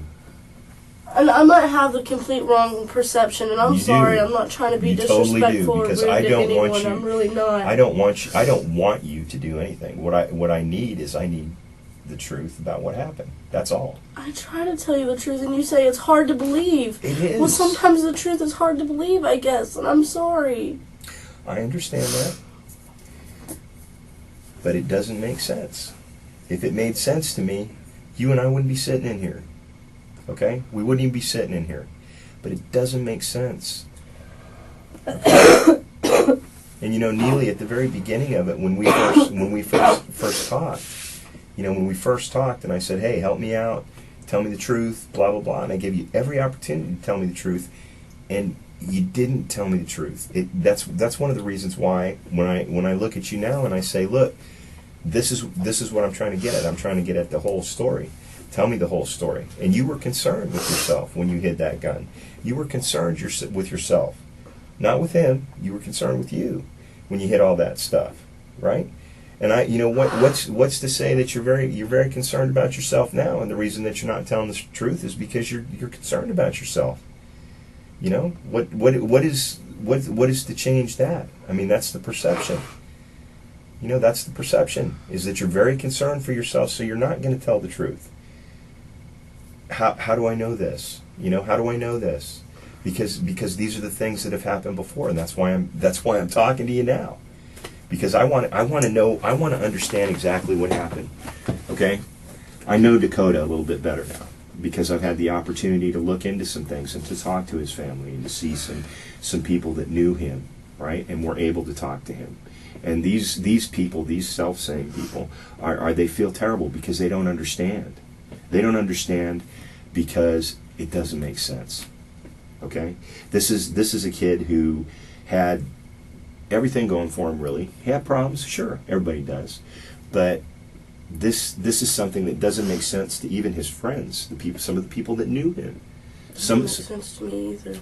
That's why I'm trying to figure it out. Okay? And your story and the things that you're telling me, it doesn't add up. It doesn't make sense. It does not add up.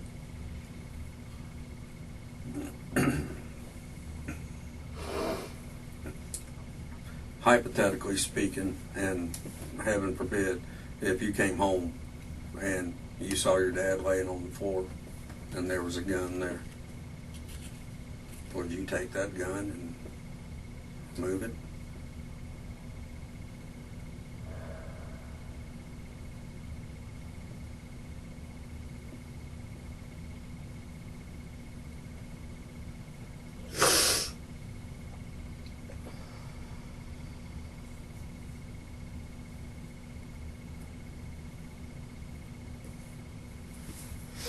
Are you thinking about that question?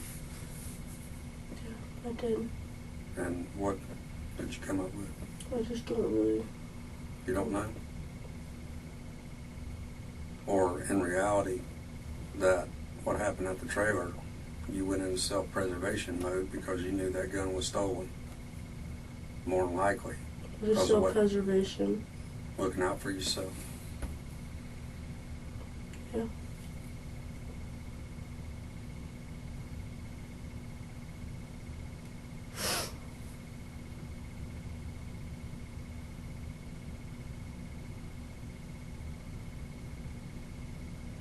And think of the Christmas gift his parents got on Christmas Day.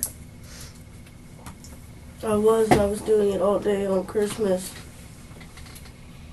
I understand you hurt, but not like them. I know that. if you never lost a child, you'll never understand. They won't be it. No prom, whether he was in school or not. They won't get any grandchildren. They won't get to go to a wedding. They won't get to coach his kids. Can I go to the bathroom?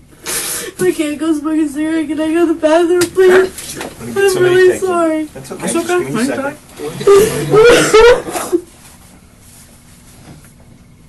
Never mind. I just need a minute. I don't understand. know. That's But you got to think, while we get somebody to take you to the bathroom, that when you, I use the word play in adult world, you know, adult things are going to happen. You know what I'm saying? I'm good. I don't need to go to the bathroom. I don't need somebody to take me to the bathroom. I'm okay. I'm just waiting to go, see if I go home. And if I go home, I'm just ready to go. But trust me, I thought about that the whole day. I was upset that I didn't have a family, and then I thought about the fact that a family didn't have their kid. Mm-hmm. And it would be more plausible to us. I mean, we have to look at the totality of the circumstances of, okay, was your door kicked in and somebody come and robbed you and there was a shootout? Roll that out. You know? So, because otherwise you would have told us if that's your best friend. And I mean, this kid's 16, you know, 16 years old.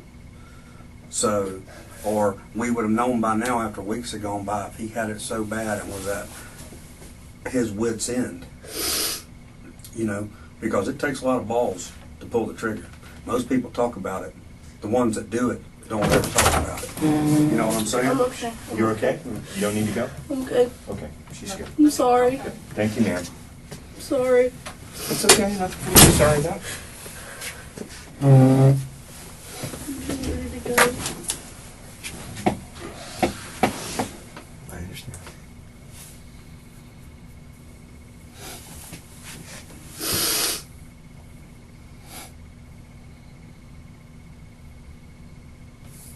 Well, one thing I can tell you in 27 years of doing this job and working hundreds of murder cases, and I'm just saying murder because that's what we work homicide and suspicious deaths, that if you have not been truthful, because time will always tell, but the one thing that trumps all that is what's up here and what's up here, because that will run you in the ground in your life more than anything else. Even people that have done wrong and have sat in those same chairs, when the truth comes out and they finally able to tell their story, whether they're in trouble or not, feels like a weight and a burden's been lifted off of them. Because there's been people that's been justified in doing what they've done to other people, self-defense or whatever. But they will still come in here and try to lie and not be truthful about what took place. You have to look yourself in the mirror. And when you lie through your life or you're not truthful about certain things, especially big events, it's like a shitstorm follows you wherever you go.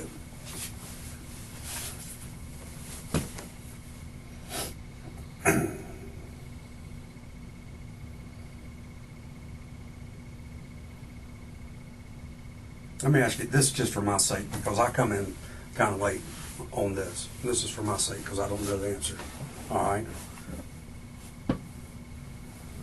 Were you seeing some other dude at some point, and that dude could have been pissed because you and this old boy were staying together? I said that, yes. Did you give this deputy, this investigator, that information? Mm-hmm. Did you? You provided him with names? You did? I think so. Have you talked to any of these people that you gave the names to him since this incident? And what have they said? So I was completely fucking crazy for ever even thinking that. That they would do something to him? That they would care about me enough to go fucking come into my house or something. Yeah, basically what you just said. Do you keep your doors locked? It doesn't matter. There's a hole in my window. But yeah, I can lock my door, but there's a hole in my window. That the average person could get through? Yes, it was a hole that was busted for somebody. What would you do on nights it got cold or anything? Deal with it. Gotta deal with what you have. Work with what you got. Just blanket over it. That's it. And I mean, I know I'm gonna sound like a dad here, but do you see the photos that we showed with some of the dope and some of the bullshit that you got into to make a little extra money on the side, a little hustle or whatever? That road always leads to a fucking dead end. Yeah, I see. Always. Might be good for a while, might be good for years. And then you end up dead or in jail. You fucking ain't right.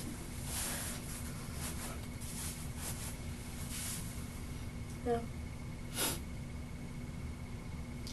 Wish I knew that before I ever got into any of this with anyone. Wish I never. Doesn't matter what I wish, I guess. Those are big facts. Well, doesn't matter what I wish, can't change it. but whatever becomes of this, I would hope that you know now Yeah. what those things lead to. Yeah. Because if you're going to play in the big world, you know, you're 18 now. There ain't no freebies no more. I think there ever was. Yeah, but when you're juvenile, you can still kind of get out the same day, and consequences aren't typically the same, you know, that when you're an adult, you know. I've never been in trouble at juvenile either. Yeah, but doing what I just talked about, it's just a ticking watch. Eventually, it's going to, that stopwatch is going to Yeah, run I just out. want to get away from all of this and, like, hopefully make it legally instead of make it behind fucking. And the friends cement. that you have is because of what you fucking got. Not because they're your true friends. 98% of them. I've heard that. I felt that. If you would have shot him, would you have told us? You think so? You willing to take that lie detector test? We set it up? Yeah. And I mean, it's going to be simple. I'll tell you how a lie detector works. Probably going to ask you 3 questions. One will be a truth question, you know, and the truth question will be, is your name Kristian Ard? No, well, no, it's not. Or Neely? Excuse me. Christian. Christian, excuse me. They're going to ask you that, and you're going to go, yes, that's my name. So there's going to be a baseline where it's going to show that's truthful, right? All right, that way they got something to go by. They got a baseline to know what the truth is. Okay. You know, are you here at the sheriff's office? Yes, truthful. Did you shoot Dakota? Yes or no? Okay. And it's going to tell. Do you know who shot Dakota, or do you know of anything that happened that led up to his death? Okay. It's that simple. There's usually 3 or 4 questions, and that's it. They're real blunt and short like that. And Okay. it's just a yes or no answer. Okay. This is now the 4th time investigators have sat down with Kristian Ard. Between the second and this interrogation, she took a polygraph. The results came back inconclusive, meaning the examiner could not confirm she was telling the truth. When she came back in, she was dressed differently, more put together, like she had thought about how she wanted to present herself. The detective just showed her phone records that proved she was awake and actively texting for over 30 minutes before she called 911. That entire time, Dakota was on the floor, and she has just responded to that with the most revealing phrase she has used in any of these sessions. I suppose if that's what adds up. Not, I was trying to help him. Not, I was in shock. Just a passive acceptance of a fact she cannot argue with. She was awake. She was using her phone, and for over 30 minutes she made no call for help. There's some things that I want to talk about that I know for sure that you didn't tell me the truth on. Just in there? No. When we talked last time. Last time or the first time? The second time, the last time I talked to Are you. you serious? Yeah. Okay. And it may be because you didn't remember. That's a possibility, okay? Or there could be a number of different reasons, okay? But I will tell you that there are some things that give me pause, all right? And I'll tell you what one of them was that when we first talked about what happened right after you woke up, okay? And we talked about what you did with the gun and the shell casing and all that stuff, and the carts and the flour and stuff that you put in your purse. Okay, we talked about that, and you said that you put those in there while you were waiting for EMS to come. Mm-hmm. That's not what you did. I don't recall what I did. Okay, well, I'm telling you, that's not what you did. I listened to the 911 call.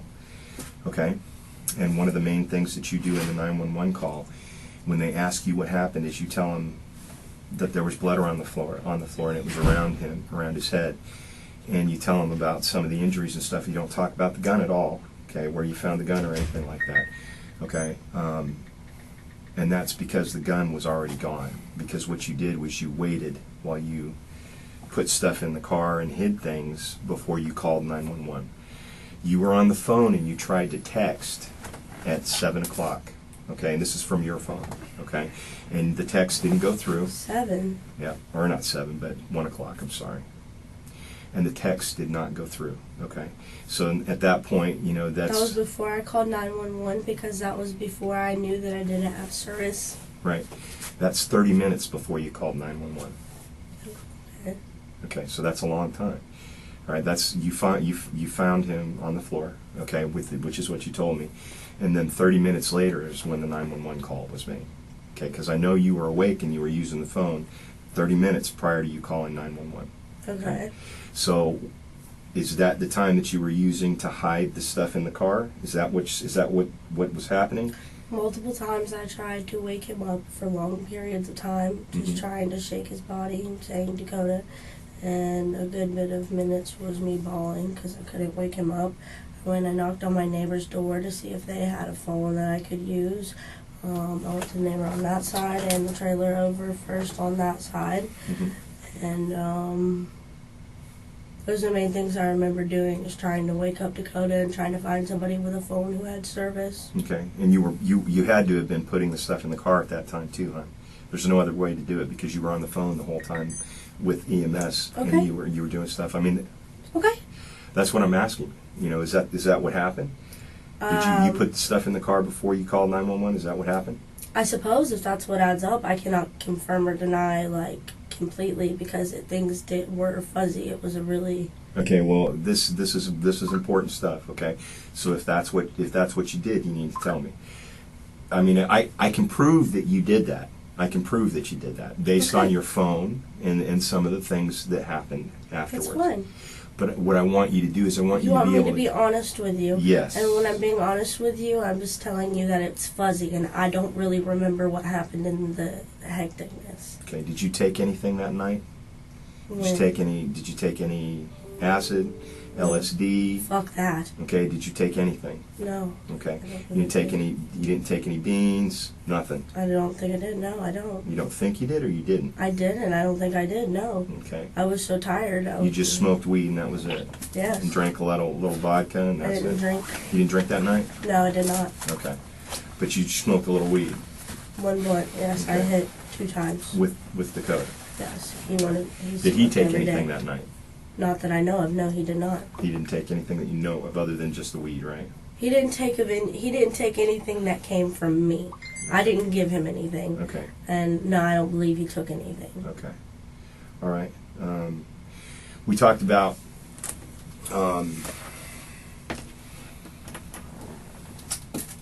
I noticed over by your bed, because this is one thing that I was looking at, because I was looking at some of the photos. There's blood on the walls, handprints on the walls over by your bed. Can you tell me why that is? What you remember? I don't. Okay. I know there was, you know how there was 2 different types of blood on the sheets? Mm-hmm. Some of it was from my body, and I think some of it was from Dakota. I don't know. I don't really know what happened. All I know is at that time, I was on my period, and I sleep with my hand like this, in between my legs. Whenever I woke up, my hand was bloody from me not changing my tampon before I went to sleep. Mm-hmm. I don't really like talking about personal things like that, especially with multiple people. Mm-hmm. But, no, I don't, like... I know, like... I obviously touched Dakota when I was shaking him, trying to wake him up. Do you remember getting back in bed and touching the walls or doing anything like that over where your bed was? I don't know. I don't remember that, no. I saw the little A, B, C, D, E stickers that y'all had stuck up in different places on the wall. Mm-hmm. But, like... Okay. Did you test it to make sure it was 100% positively blood? And it was it was definitely blood. But when there's a pillow there that you used to have on your bed that normally I'm assuming you had on your bed. It's one of those what do they call them? Tempur-Pedic pillows. Okay. And his head had been resting on that pillow. Did you put his head on that pillow? No, I did not. You don't remember doing that? I did not do that. Okay. Well, there's blood all over the pillow, and his head would have had to have been on the pillow. Okay, there's no other reason for it. And he couldn't have done that himself. You don't remember doing it? I did not do that. You didn't do that? I did not do that. All right, so you don't remember putting any of the stuff in the car before you called EMS, right? Is that what you're telling me? That you don't remember putting anything in the car before you called EMS? No, I know that I did. I just didn't know if I had done it before or during the call. Okay, well, you couldn't have done it during the call. You were doing other stuff with him. You can hear you doing it in the call and during the call. Yeah, they were getting me to was checking his breathing. Mm-hmm. Right. Twice. I mean, that's what I mean. You were there the whole time. Mm-hmm. And you think it took you 30 minutes to put the stuff in the car, or what? It wasn't just putting things in the car. It's going around to different places. No, I had tried to wake him up Mm-hmm. multiple times. That's what most of my time was spent doing. Mm-hmm. Just trying to shake him, wake him up, check his heartbeat, Mm-hmm. just kind of bawling over top of him, hoping he would wake the fuck up. Why didn't you mention anything about the gun to EMS? I did. I actually tried to give it to him. That's why they found out that it was in the when car. you were talking to dispatch, when they asked you what happened. Because I just wanted them there to help him. Okay. So you didn't mention anything about the gun? I don't think I did. No, not on the phone. Okay. Okay. I really believe that Billy came in and beat the fuck out of him, and that's why he was bleeding. I didn't know that a gunshot swells either. You found an empty shell casing on the floor, though, right? And you put that shell casing in the cigarette pack and hid that in your car. So how could you not know that that was a gunshot wound? Because I didn't really know it was a shell casing like that. I'm not into guns like that. I've never shot a gun in my life. Then why'd you hide it? It wasn't hidden. I wasn't going out of my way to hide it. I didn't think I was even hiding it. Putting it in a cigarette pack and then putting it in your car? My cigarette pack was in my hand. Okay, well, it was in the car. I think I found, honestly, what I think happened was, I think that I had put the, everything, the money and the gun in the car, and then while being on the phone with the ambulance, I think I found the shell. And that's when my heart dropped, and I was like, no, that it was a gunshot. Okay, so at that point, it's when you're saying that you realized it was a gunshot. Not that I realized, but like, I realized that there was a possibility. I still don't really want to believe it. Like that could have even happened, or that it would have even happened. Where was the gun at? Prior to it being on the floor. Where was it?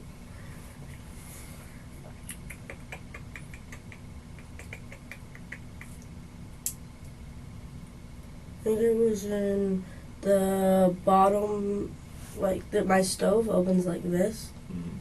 And then it has an under thing, you know, where you're supposed to put your pots in your pans. I think it was in the under thing, underneath a pot. Something like very only me and Billy knew. I knew about it, Billy knew about it, and my neighbor knew about it. Okay. I don't think Dakota knew that. Okay.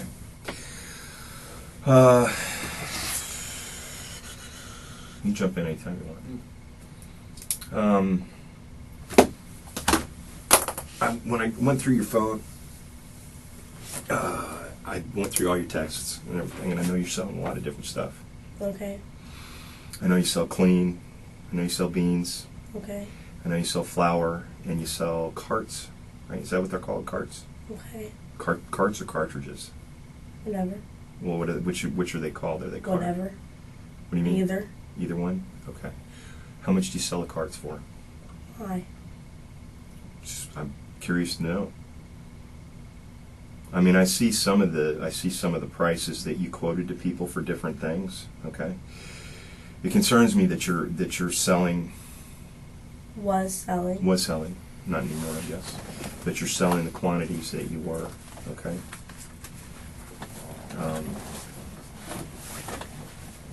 Were you getting that from Billy?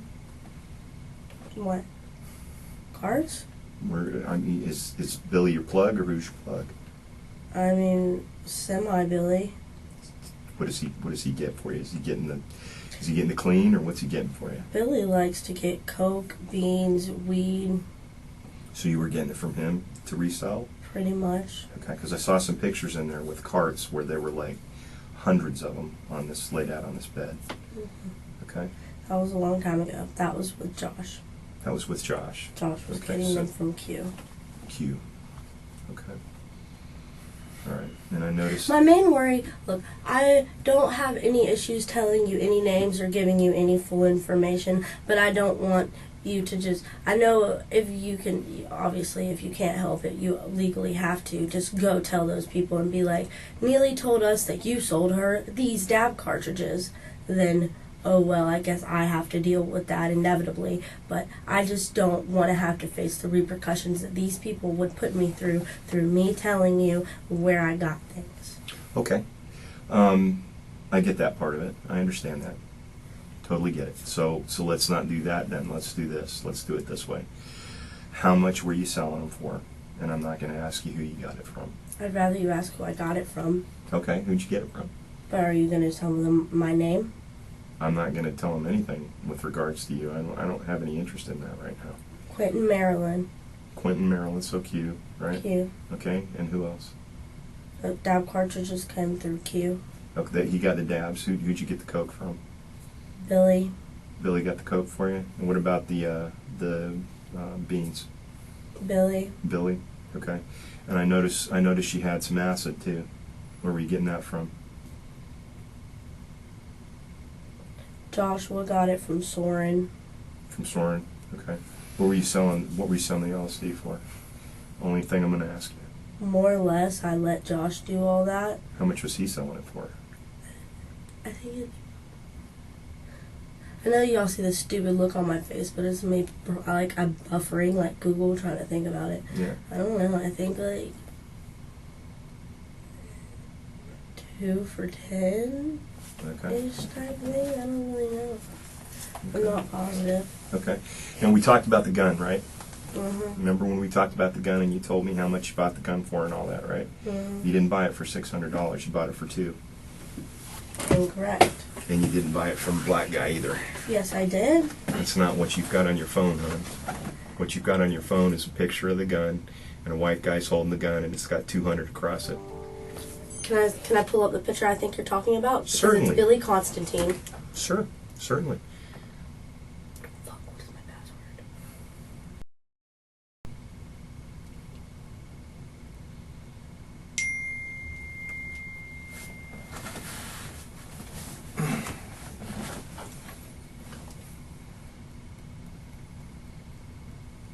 It's a white guy, Mm-hmm. and it's not Billy? Can't see his face, hon.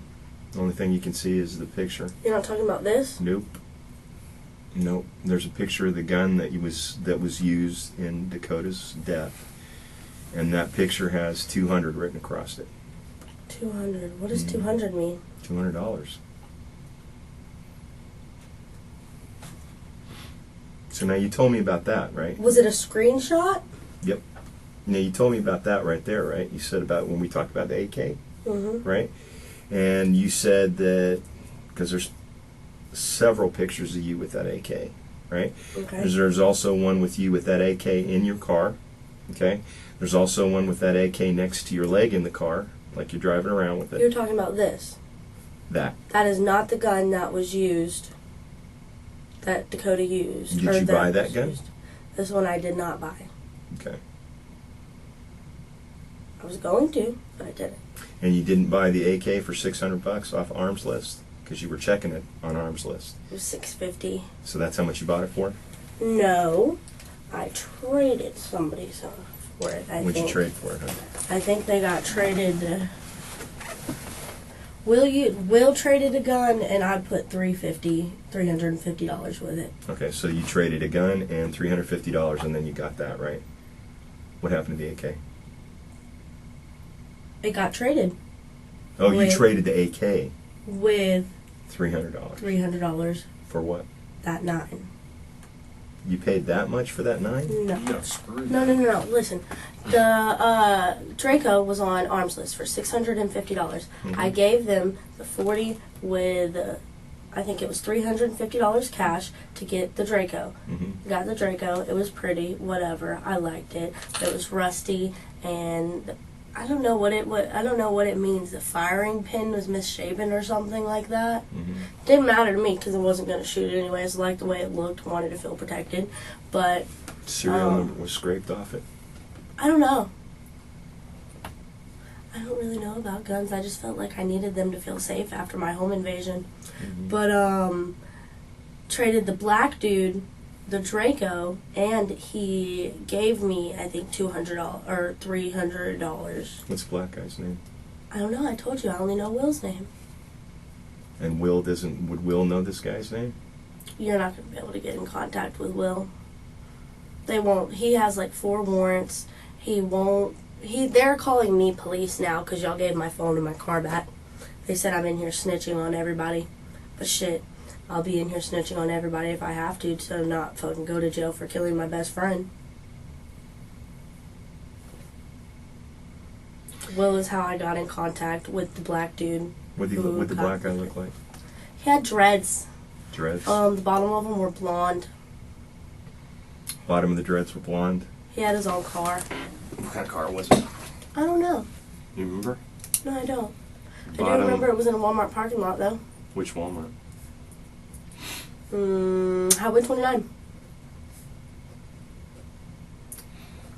Okay. You don't remember what kind of car it was? What did it look like? It was just a blue 4-door car. Windows weren't tinted. I didn't take part in the transaction. I stayed in my driver's seat. And Will did it? Yeah. Okay. Please don't tell Will I'm telling you this, though.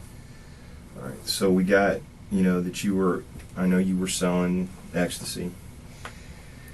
And I know that you were selling, because you've already told me that you were selling, were you selling any meth or anything like that? No. No heroin? Fentanyl? No. Okay. What about, Definitely not. what about the safe that was in your shower? Small safe that was in your shower? Had 2 little scales in it. That's it? Yep. Did you open it up? No. Do you want the key? Do you have the key? Maybe not with me, but I will bring it to you. Okay, cool. Yeah, And there's sure. nothing in it? There's a few scales in it. But that's all? Yes, that's all. Okay. That or y'all just break it open. Okay. I'm at the point I'm telling you everything. If I go to jail, I go to jail for however long I go to jail for. If I'd rather go to jail for whatever I go to jail for than going to jail for something way worse than I did not do. Can we show her that photo? See if that's who she was talking about. Was that the black guy with the blonde tips? No, I don't think so. That looks like the guy you showed me that you said did my home invasion. Is that the same guy? It is. He also has blonde tips. Really? Mm-hmm. I don't think that's... I mean, that would make sense why I wasn't allowed to go near him, but I don't think the dude was this dark. Yeah, it's a bad photo, but okay. Thank you. Sorry. It's all right. Okay. He scares me way more. Sorry. He scares me way more. You make me like, I actually want to tell you the truth and help you, hoping that you'll help me. Mm-hmm. But he just really scares me. Nothing to be afraid of in I don't know here. Okay, so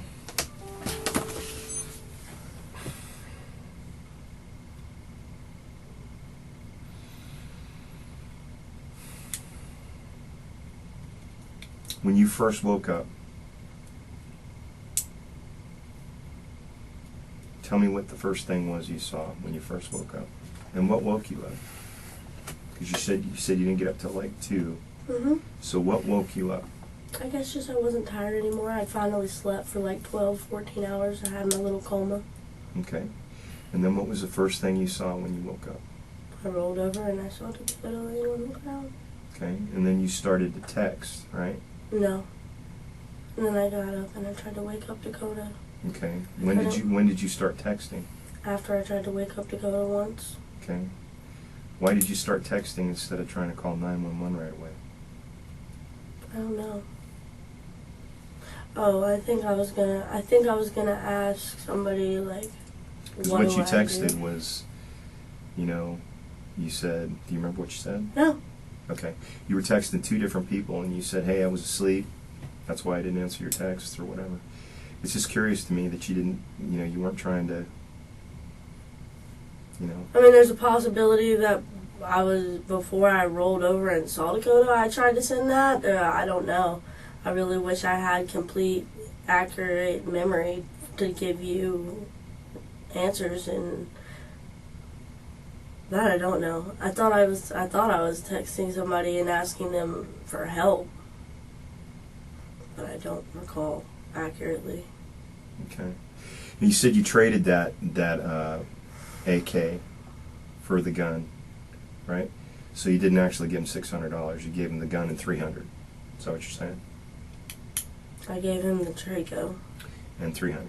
No, Just the Draco. he gave me the gun Okay. and $300. Oh, okay. All right. So he gave you the gun and $300 for the Draco. Okay. So you didn't actually pay him $600 for it. Why'd you tell me that you did? Because I didn't want to bring the Draco into it. Why? Because I'm already probably going to jail for the rest of my life. I didn't want to just keep giving you more reasons to charge me, but now I'm just, what does the Draco have to do with Fuck anything? What does the Draco have to do with anything? that's what I came to. That's why I've been tried to tell you every single thing here today. I tried to add the thing about Billy, tell you the thing I knew about Brett, try to everything.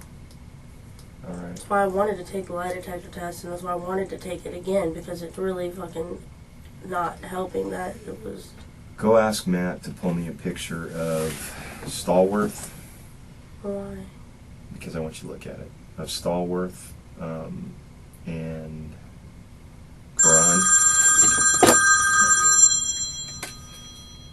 Hey, see, can you pull me a picture of Stallworth and Karan and the other one too?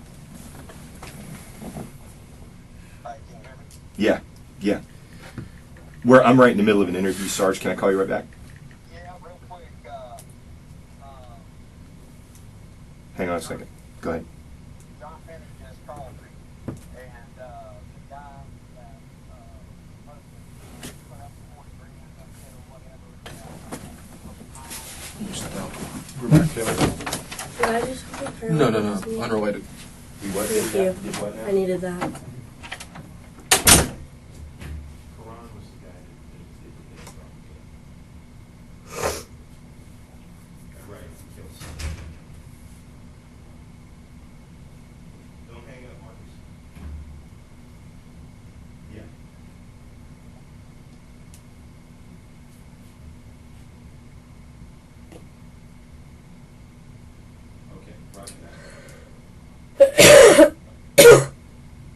Hey, go ahead, Marcus.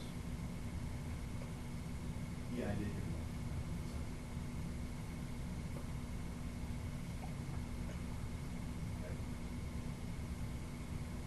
Okay.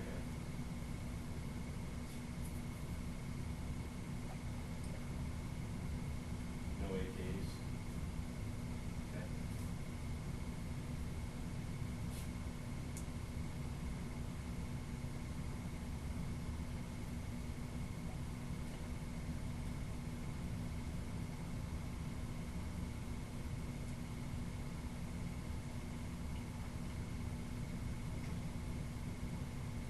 Sims you're talking about? Okay. Okay.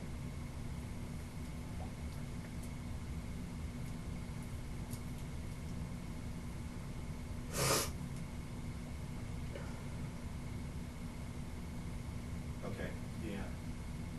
Okay, I get that it's for that, but I'm still kind of mystified or on some call. Okay, okay, well, I'm available, just call me if you need. All right, bye. Sorry, I got like 50 things going on at once. Okay. Trying to find messages to screenshot and show you. Okay. Yeah, the other thing too is, remember when we were talking about him coming over to your house? Billy? Yeah, and him beating you up, okay, and taking your money. Did you do this? What's that? Did you do this? I asked you to do this so you could see what he... Yeah, I did. Yeah, I did. Okay. When you get in touch with your friends again, make sure they come or call me. I'll give you a card before you leave. But I need your phone number. I will. Make sure you get that and you call me by Monday, or they call me Monday. Okay. Okay. Hang tight. Investigator Harris. Hi, I'm Investigator Harris. This is from Baltimore. Yeah. I had talked to you on December 20th concerning marathon. Okay. Hey, didn't you come to... Hang on, I want to get the second time, yes. I was in the back seat. What? I was in the back seat the second time. When? When you came here? That's not what I'm talking about. Oh, I thought you were saying like when I... Did you come to look for Will?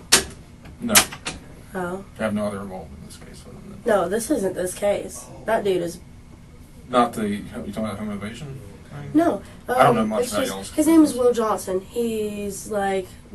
menace, whatever. He just keeps getting in trouble. He has like 3 or 4 warrants.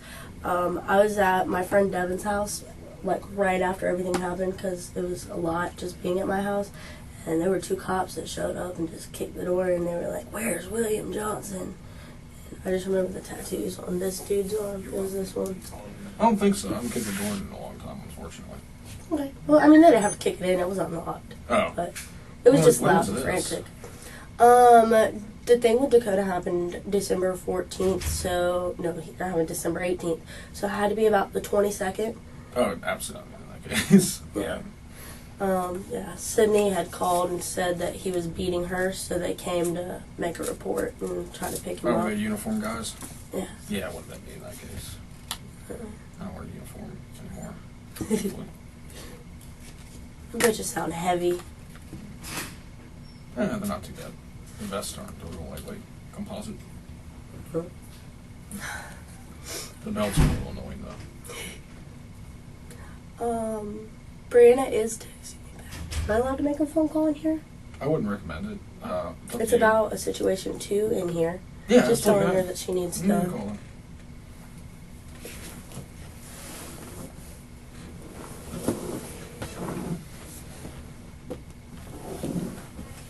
Hey. I'm in the sheriff's department right now, talking to the investigators and all that good stuff. And I just wanted to talk to you about it now before I forget about it. I need you to call my investigator. His name is Mr. Harris on Monday, and just let him know everything that happened last Friday with Billy about the beating my ass or whatever and fucking taking all my money, just so he knows that I had witnesses. What? I'm gonna get his number. It's my investigator for the whole case. His name's Investigator Harris. Yeah, it's just gonna be you, telling him everything that you saw and, basically what had happened. Because I'm here talking about Dakota and that whole situation. Took the lie detector test, and, I just mentioned to him what happened with Billy, and then that originally Billy, I thought, had did it, came in and beat Dakota's ass or whatever. So I'm just trying to have everything noted. Alright, I'll call you whenever I leave here. If you're not busy, we can hang out if you want. Huh? Yeah, I'm in a little interrogation room or something. Yeah, hopefully I'll be done soon. Alright, whenever I leave here, can I just come to your house? Alright, I'll talk to you soon. This is not cool. This is when I don't like it. I'm gonna have to pee.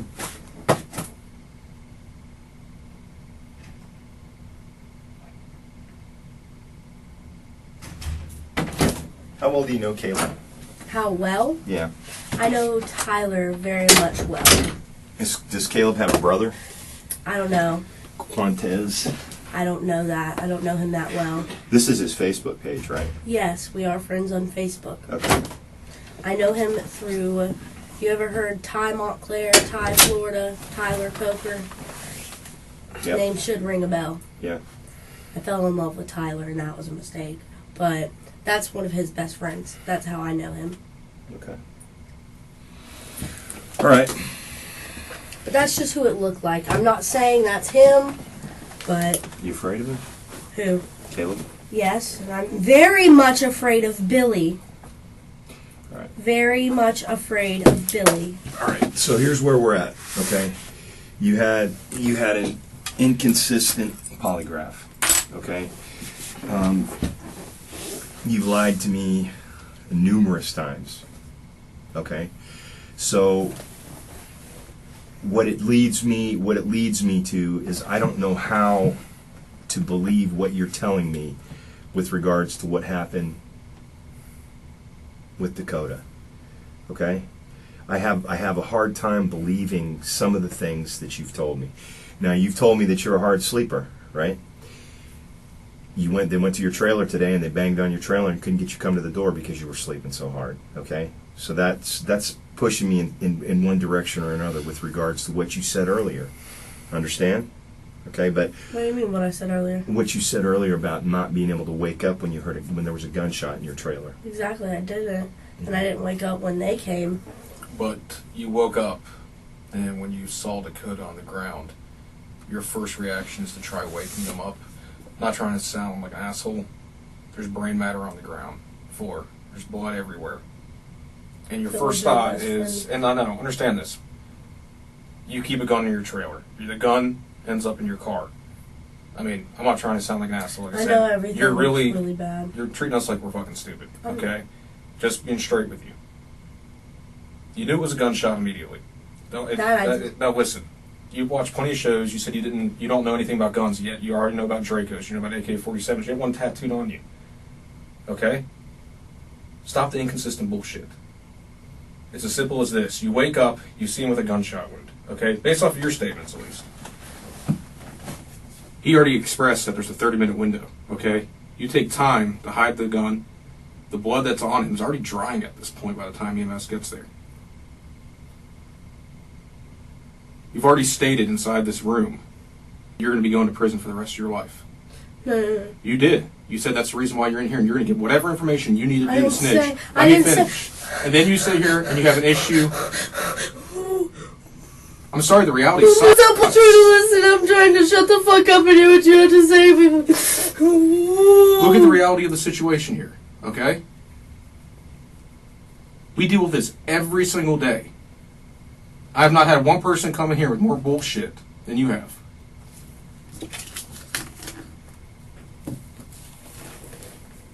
This is an opportunity for you to start over and tell us exactly what happened. Are you ready to be truthful with us?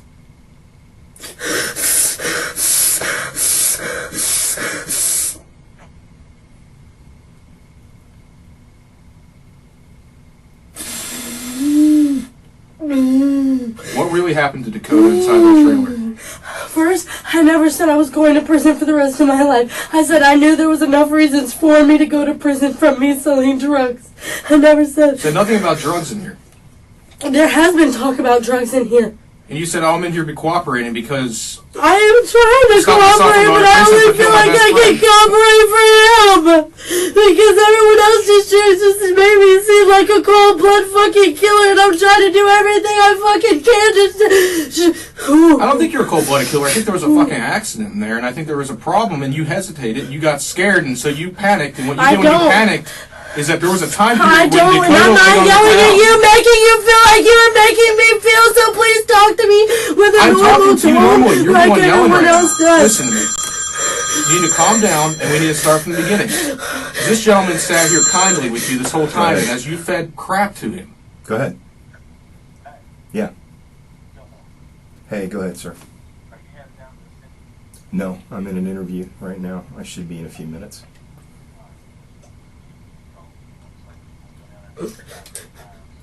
Yep. I'll head down there. Yes, it is. I will. Yep, roger that. Bye. So we sit in the second situation. The 9mm, the Smith & Wesson M&P that you subsequently traded your Draco for, got money for, okay? Ooh. The one that was inside of the bottom of the oven, you said that only 2 people knew about, you and Billy. And you said Dakota, for a fact, didn't know where that was. I said I didn't know if Dakota knew. So it's Rewind hidden. these tapes in here. But you even said it was in such a spot that nobody would know it was there. It was underneath the drawer where you keep the pans, underneath another pan, and only 2 people knew where that gun was at. So guess what? If Billy didn't do it, what's that tell you? And how do you know that Billy didn't do it? I don't know. You haven't told us anything consistent that would point to this.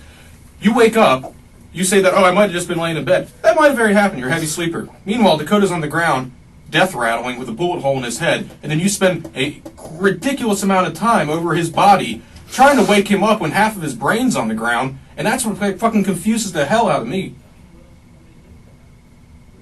And you're telling me you didn't know it was a gunshot. You picked up a casing, and you're like, I didn't immediately think it was a gunshot. How did the gun get from point A to point B and get into the car? Gun and everything was moved before I ever saw the casing. So the gun was already moved. Who moved the gun then? You are. I really don't want to speak to you. That's fine. You can get mad at me. I'm not mad at you. I just don't like the way that you're making me feel, and I'd rather speak to somebody else. That's I'm fine. sorry. Here's the thing. I'm here. Okay. Because questions are being asked. This is the problem. There's so many inconsistencies we're looking at. And you come in here, and you have amnesia on every little aspect. You can ask this gentleman here in his long career, especially in his military career, do you think he hasn't had traumatic incidents? And you remember them all, don't you? Yes, I do. It's bullshit. So you spend a ridiculous amount of time over Dakota's corpse. I say corpse because he's pretty much dead at this point. Trying to wake him up when half of his brain's on the ground, but you don't think it's a gunshot wound when there's a hole from temple to temple? You say he's your best friend. Maybe you need to stop coming here and bullshitting us and telling us the truth. It was an accident. It was an accident. At least say that. Bullshit you, but I'm not telling you I did something I didn't do either. If I was trying to hide the gun, if I did like that, like I did it, I would have took it somewhere. I would have left it with everything. I wouldn't have came back, or I would have tried to do something with his body if I didn't want him to have help, or if I wanted to have done something to him, or if I would have done anything to him. You're trying to wordplay. It's not wordplay. I'm very blunt and very straightforward. You're being very rude. It's not being and rude. Disrespectful with a loud tone that I don't appreciate. You being louder to me doesn't win this conversation here, and it's not an argument. What I'm telling you is that I'm presenting the facts. Like I'm being attacked. I'm being very blunt with you, and I've been very straight with you. Can I go? Give me 1 second. Can I go? No, can I go? Yeah, you're free to go. Hang on, just hang on. I have to walk you down.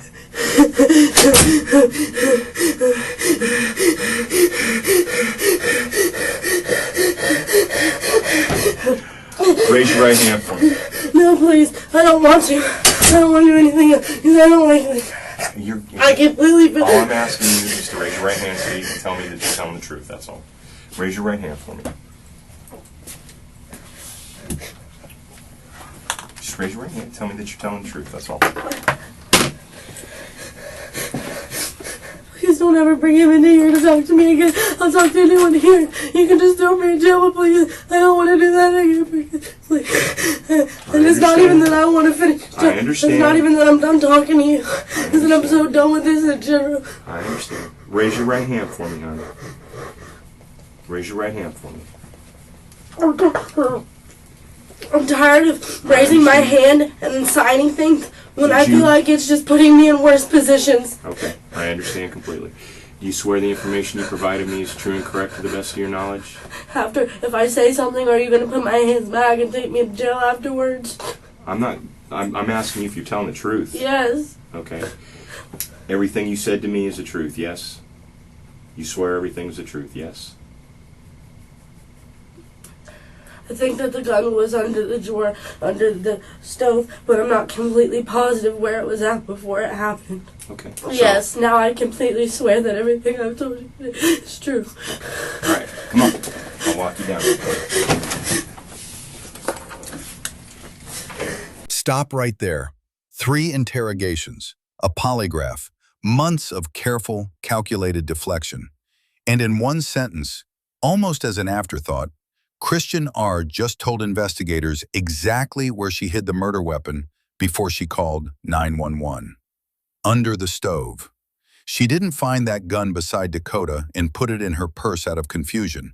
She knew where it came from. She knew what it had done. And her first instinct, before she called for help, before she checked if he was breathing, before she did anything for the person she called her best friend, was to hide the evidence. She hid the gun. Then she hid the shell casing in her cigarette pack. Then she wiped down the walls. Then she called 911. This is not what panic looks like. This is what covering your tracks looks like. And it took 4 interrogations and a polygraph to get here. I had a couple of the deputies, one of the deputies that was talking to you on the way back in, said that you wanted to speak to me. Is that true? Yeah. Okay, let me read this to you. You have the right to remain silent. If you give up the right to remain silent, anything you say can be used as evidence against you in court. You have the right to have a lawyer present while being questioned. If you cannot afford to hire a lawyer will be appointed for you without cost before questioning. If you wish to answer questions now without a lawyer present, you still have the right to stop answering questions at any time. Okay? Print and sign that you understand those rights.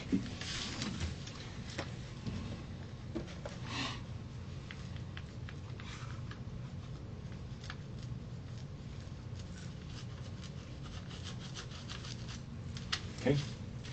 So what did you want to talk to me about? I didn't have gunpowder or anything on my hands. How did I shoot Dakota? All right. Let me put this to you like this, okay? I'm just trying to understand. Okay, I'm gonna explain to you. All right. How long ago did you start selling drugs? Why? Do you want to talk to me? Okay. If you want to talk to me, then answer the question. If you don't want to talk to me, then don't. And I'll take you back over to the jail and I won't talk to you and you can talk to somebody else. I'm going to give you some answers to your questions, okay? But if I have to do that, you and I have to have a conversation where it's a two-way street. I contribute to it and you contribute to it, okay? This wasn't done because anybody is specifically trying to go after you personally. It has nothing to do with being personal, okay? There was a life that was lost, and there are responsibilities that go along with a life that's lost. And I will explain to you exactly why that is. But we have to have a two-way street here. We got to both communicate, right? So here's the deal. How long ago did you start selling drugs? Approximately. I know you said it was when you were with Josh, but how long do you think?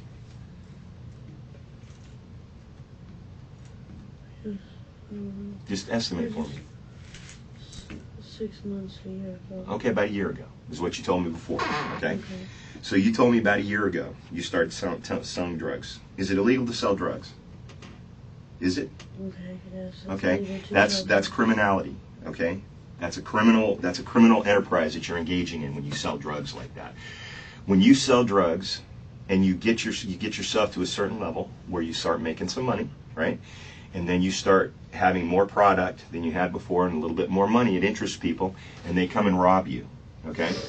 And when they rob you, you go from there, because you're engaged in that criminal enterprise and you want to protect yourself from being robbed, you go and you purchase a firearm, okay? You purchase that firearm based on your criminality. You wouldn't have gotten robbed like that if you didn't have those drugs. Okay. You purchased the gun, and when you purchased the gun went to your house, and the gun was what killed Dakota, was it not? Okay. Well, this is the chain of events that led to Dakota being killed. Okay, that's where it rolls out to. Okay, that's part of what this is. It's not all of it. There's a lot to it. First of all, when I come in here and I talk to you the first time, okay, I did everything I could to be honest with you, okay? And you weren't honest with me. You lied to me on several occasions about more than one thing, okay? When I came back the second time and we talked the second time, you cleared some of that up and you told me some truths, but you still lied about some things. And then when we went through and you did your polygraph, you asked for that, not me. You had an inconsistent polygraph and you came back in and we talked again. Because I did the polygraph and she said you can't tell. So I don't get That's what that That's means. what doesn't make any It's sense. inconsistent, okay? It means you can't be read. That doesn't mean I lied Absolutely. because I didn't lie. Doesn't mean that. I never said that. What I said was it was inconsistent, okay? When you came back in the third time, you told me things that you had lied about on the second time and the first time. So you had lied to me all the way through, Kristian, okay? Not just once, but over 10 times you lied to me, okay? When this happened to you and Dakota, okay? You took the gun, you removed evidence from the scene, you put it in your bag, you took the shell casing, and you put it in the bottom of a cigarette pack. Okay. Okay? Here's the thing, all right? Here's the thing. If this is what you want to talk to me about, if you don't have some information for me, then what are we talking about? Because what'll happen with this is your attorney will explain this to you. I didn't know if I got an attorney. I don't know any of this shit that y'all are expecting me to know. Okay, well, whose responsibility is this, my friend? Whose responsibility? That's my fault. Okay, well, listen, okay, if this was me that had done this to you, but it's not. This is you that did this to yourself. From front to back, okay? And because this happened, and because this was something that you did to yourself, somebody else paid for your misfortune and paid for the things that you did too. That's where we're at, okay? I will ask you this. Yeah, I got you. Okay, and I'll tell you something else too. You're associated with Agerton, and you're also associated with Billy Constantine, who are known home invaders. What's to keep me from believing that you went to Billy Constantine or Agerton or any of these other friends that you got that are all criminals, and you didn't speak to them, and you didn't say, hey, guess what? Those guys are fat. You need to go over there and take care of business. You know how I spoke, like, in the first, second, and third time that I spoke to you, I said something about how I thought Billy, because a few of these things I do, I'm, like, remembering what I need to talk to you about. But, I said that I thought Billy had done something. Billy came back. Billy beat my ass. I had my finger broke. I had like a bunch of bruises. I made a report. Billy's in jail in Louisiana now. I know that. Did you get the report that I made? I saw it. Okay, I'm just making sure you see everything. I did. In this, never mind. You said I could talk to it with a public defender. So what's the deal with? Okay, so here's what I would do if I was you. Your choice. Okay, because I'm not going to lead you into anything, because you're 18 years old and you can make your own mind up, just like you've done on this whole thing, Kristian. I haven't put you into this. I tried to get you into a position where you would speak to me honestly, and you didn't. You treated me like a punk the whole time. Okay, so now what I'm doing is I'm giving you another opportunity. Kristian Ard was arrested on January 22nd, 2020, more than a month after Dakota died. She was held on no bond. She was charged with aggravated manslaughter of a child, grand theft of a firearm, possession of cocaine with intent to sell, possession of a hallucinogen with intent to sell, 3 counts, possession of marijuana with intent to sell, possession of drug paraphernalia, giving false information to law enforcement, evidence tampering, 3 counts, contributing to the delinquency of a minor. During sentencing, the prosecutor told the court that Kristian Ard's actions throughout the incident and throughout the investigation showed that she was a danger to the community. Kristian Ard was sentenced to 20 years in prison, followed by 10 years of probation. Dakota was 16 years old. He died on December 28, 2019, 10 days after he was found on the floor of Kristian's trailer. His family made the decision to remove him from life support on Christmas morning. He had a book bag with him that night. He was supposed to go to school the next morning. Kristian was going to drive him. 3 interrogations, a polygraph, months of partial truths and careful omissions. And the last thing she finally admitted, after all of it, was where she had hidden the gun. Under the stove. She knew where it was the entire time.